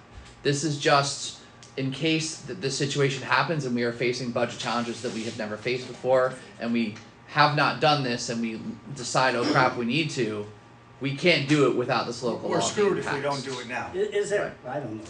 Is there a limitation to Yes, so when we have to do it around budget time? There is, that's why it's on for today's meeting, is because there has to be a public hearing on it and it has to be passed before the budget. So given the timing of everything, it made sense to So when we introduce have it a tonight public so we can hearing, have we the will not public be hearing. having a budget to propose. We will not be sending to the, we'll be saying the same No, thing we'll- we're You'll have a saying now. preliminary, right? We'll have a preliminary hearing on the budget. And that's when this will, that the hearing for this Would be whenever the day will we be, set be it. at the same time as the public hearing for the budget. Probably. One before the other. Well, It might possibly be, it all depends it'll on- either be at the same time or if we schedule a separate meeting earlier For than the budget, next regular for the budget, meeting. right. We've done it both ways We in should the do past. it that way, for a separate Yeah. meeting just for the budget. Yeah, to say we might wanna raise it, but not have budget numbers to the. Oh public. yeah, we're not Any suggesting that we whatsoever. pass this without a look at the numbers. We just know that timing wise that we have deadlines to get the budget into your hands, and then we have timelines to notice the budget and get it out to the public, and then we have a timeline for having a hearing on it. And in the past, before I was here and then even during, sometimes we did it at the April regular meeting and we just had a massively huge meeting. Other times we scheduled a night either before or after the April regular meeting that we would just spend talking through the budget, tinkering with numbers, making it work. And the board does not have to pass this until we have decided and know all the numbers and are fully vested in understanding the budget. This is just allowing This us to is put it just out the there for- mechanism This to allows allow us it. to have it for a public hearing, So correct? for clarification, we have not done an override local law, probably more than a couple times since it came into action. The local law can actually be passed the same night that the budget is adopted. Yep. But it has to be done before the budget is Before the adopted. budget, correct. So you'll definitely have the numbers there. You guys will already have met on it, I'm assuming, to look at the numbers. Yes. What's the And we can't deadline meet for those the budget, deadlines if Denise? we don't It's ask them. definitely- 20, okay. We can, but would you be able to get us information Sorry about this here. like a little bit ahead of time before we would have to make a decision? with Yeah, the with tentative will go to the mayor first, and then, you know, Yeah, I mean, it's, if I could just say, I mean. but you guys can stop into the office at any point and ask to see.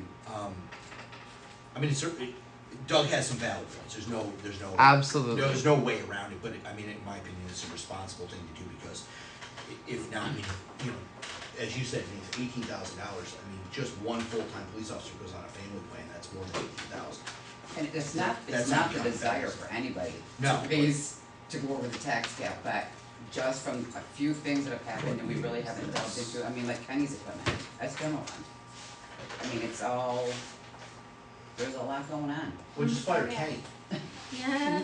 But, and there's a lot of debt, there's, you know, all these borrowings, I mean, it has to be paid for. Yeah, Is that- no, I agree with you, I just, But if we're saying that, this is what I'm hearing, that there appears to be a good likelihood that the reoccurring expenses we've already made decisions about is gonna push us above the 2%. That's what I'm hearing. Then I would say put a moratorium on all additional discretionary expenses, in the school and everything else. I don't wanna allow it and then all of a sudden, well, we wanna hire a person in Mark's office, we wanna do this, we wanna do that. If we're saying that we are already risking the 2% on the decisions we've made. We're not sure of that yet, but it could Yeah. possibly be.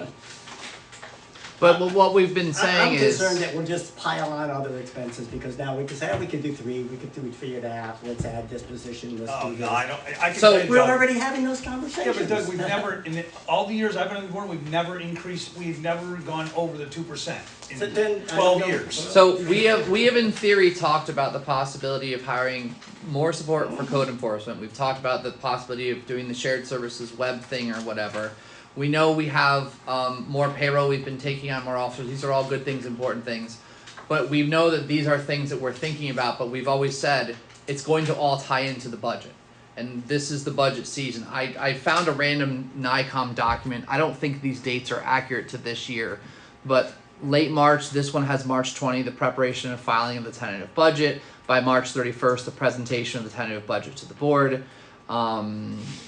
That's not related. By April 10th, notice of public hearing on the tentative budget has to go out with whatever date it is. By April 15th, the public hearing on the tentative budget has to happen.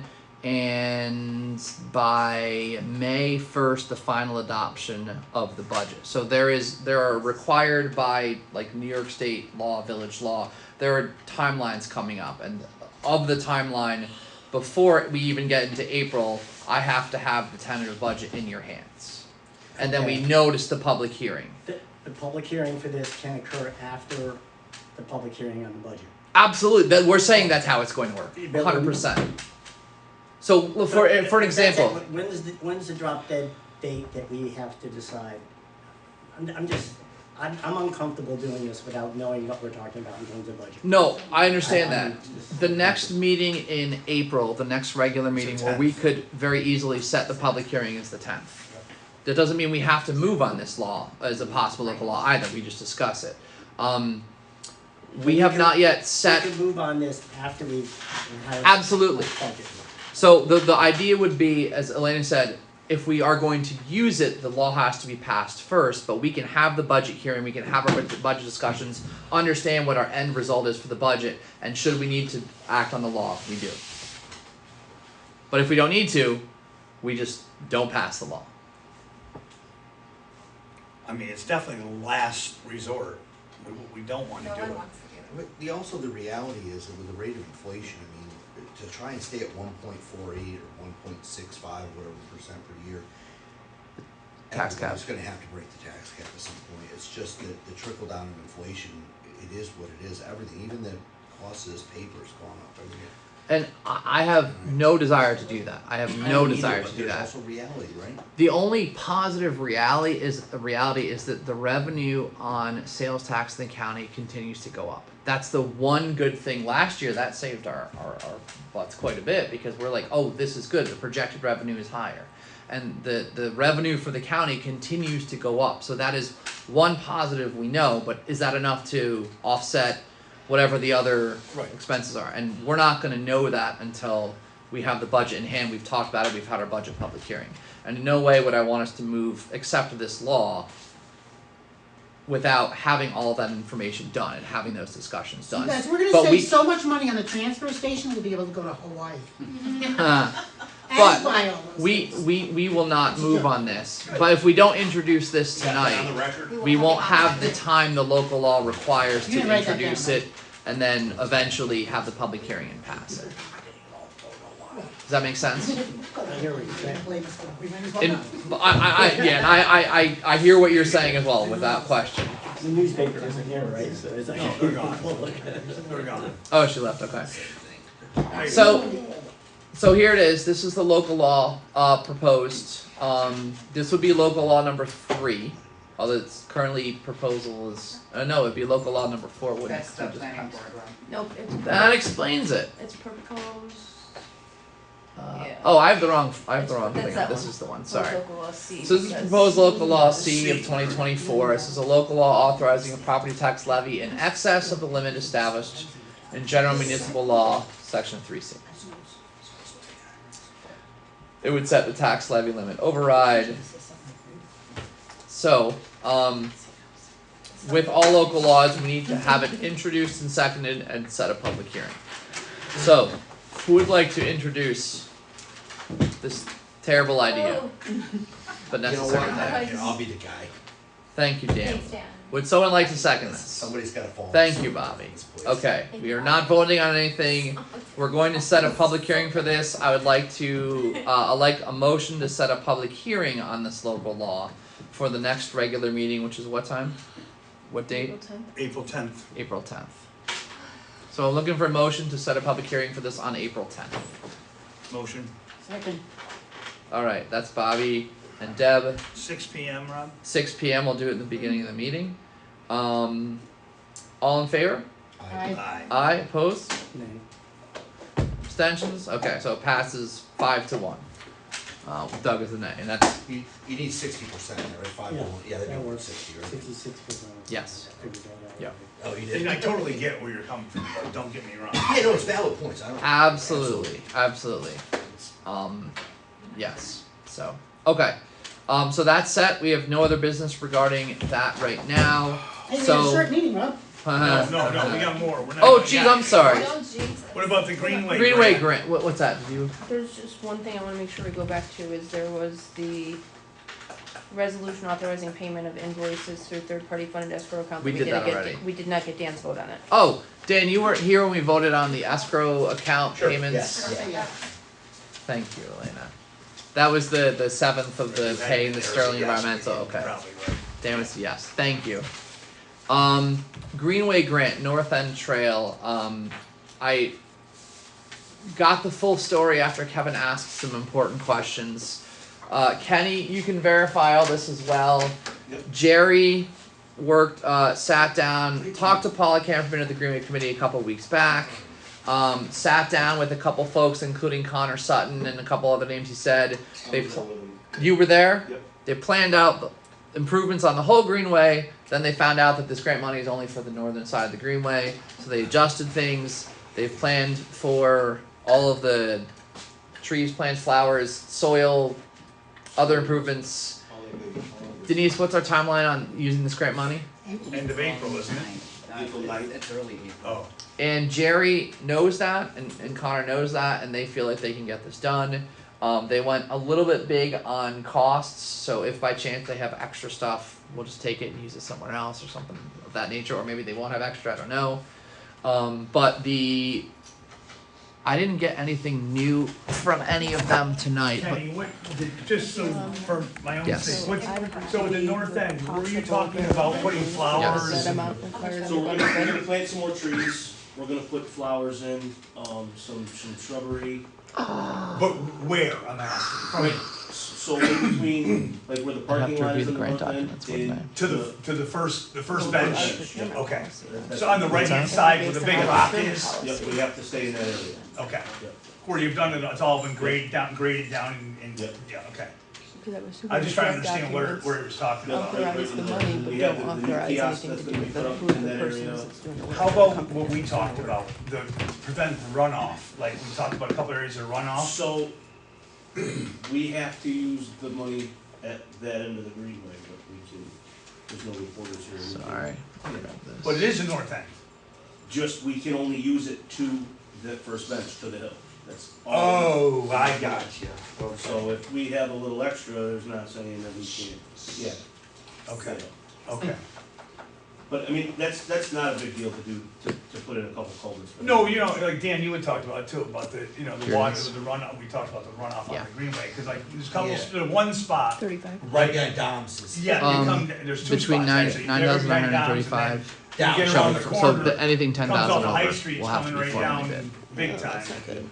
It's always in the winter time, you know, clear ice. Let me double No, check wait, the most. I read that differently. It's like for people pushing their babies, so it just makes them water. Oh, yeah, oh, yeah. You're fine. So, all purchases of supplies or equipment Yeah, I don't which know what will that is. exceed Do you- that in the fiscal year of a public works Oh. contract exceeding 35, so it's under 35, so Okay, it should be good. yes, we're good. Okay. Okay, thank you. Doesn't matter if it's.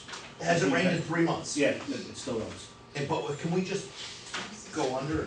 So Pretty this much what number we're- is incorrect, the 34, Pretty much because what the we're gonna kiosk was built into that. But the kiosk has already been ordered and purchased, and that's separate. So the actual cost is closer to 30,000 and change. Okay. We're just reviewing the But that's not procurement. from our budget, that's the. This is the grant money. We That's were. all, that's all. 80% of that, we only, What's that? we are only reimbursed 80%. So, So whatever we spend, It's actually like 31, right, Rob? How much money was it? 31, wasn't it? we get That reimbursed. ended up being. 80%, right. It was 30,000. 30,000. I have it on the PowerPoint. It's on here. Worth it. It's 30,118. 30,118. I did hear from Paula via text. 2 other members have reviewed the proposed budget and plans prepared by Jerry, and we all believe it's fine. Shelley Stiles pointed out that there's a match for monies received. There is some form of match. I think she may be wrong on that because I think that's a different grant. 80%, 20%. It's 80-20. So we're yeah, okay. So they're good with this as well.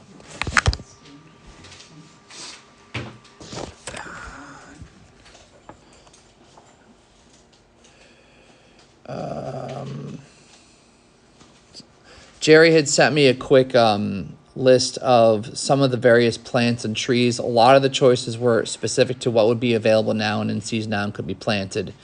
We also had to make the choices, they had to be native trees to this area. Yes. Yeah. Yes. Native So, trees, plants. what we're doing is we're looking for a motion to approve the estimate from McAuliffe Landscaping for the Greenway Trail not to exceed $30,118. Noting for the record that this will be using our grant money, and the grant's timing is coming up in early Greenwell April. Trail, north end. North End. This is the North End Trail. Deb, you want to make that motion? Do we have a second? Megan, thank you. Further discussion? Hearing none. All in favor? Aye. Opposed or abstentions? I will never say no to things. Carries. Somebody else's money. There you go. All right. Unless anyone else has anything for the board. You asked me about, so you guys asked about the tech grant for the police department. It was originally supposed to be in January. So due to the fact that so many police departments put in so many requests, DCJS sent all of the requests back to the governor's office for full approval. So they're waiting on the governor, and they're hoping sometime between April and June. In this term and next term. But they are thinking that she is going to approve it because the number wasn't astronomical and all the asks weren't out of line. For example, a lot of them were like us saying, we don't have this, you want us to have this, Yeah. please fund this. But we're still waiting. So we're just waiting because they don't wanna turn anybody down, they wanna give everybody what they ask for. All right. Do anybody have anything else on the board? So we're just gonna shift and go walk and look at the trucks as a collective together. Do we need to? Can we make the motion to move to executive session after that?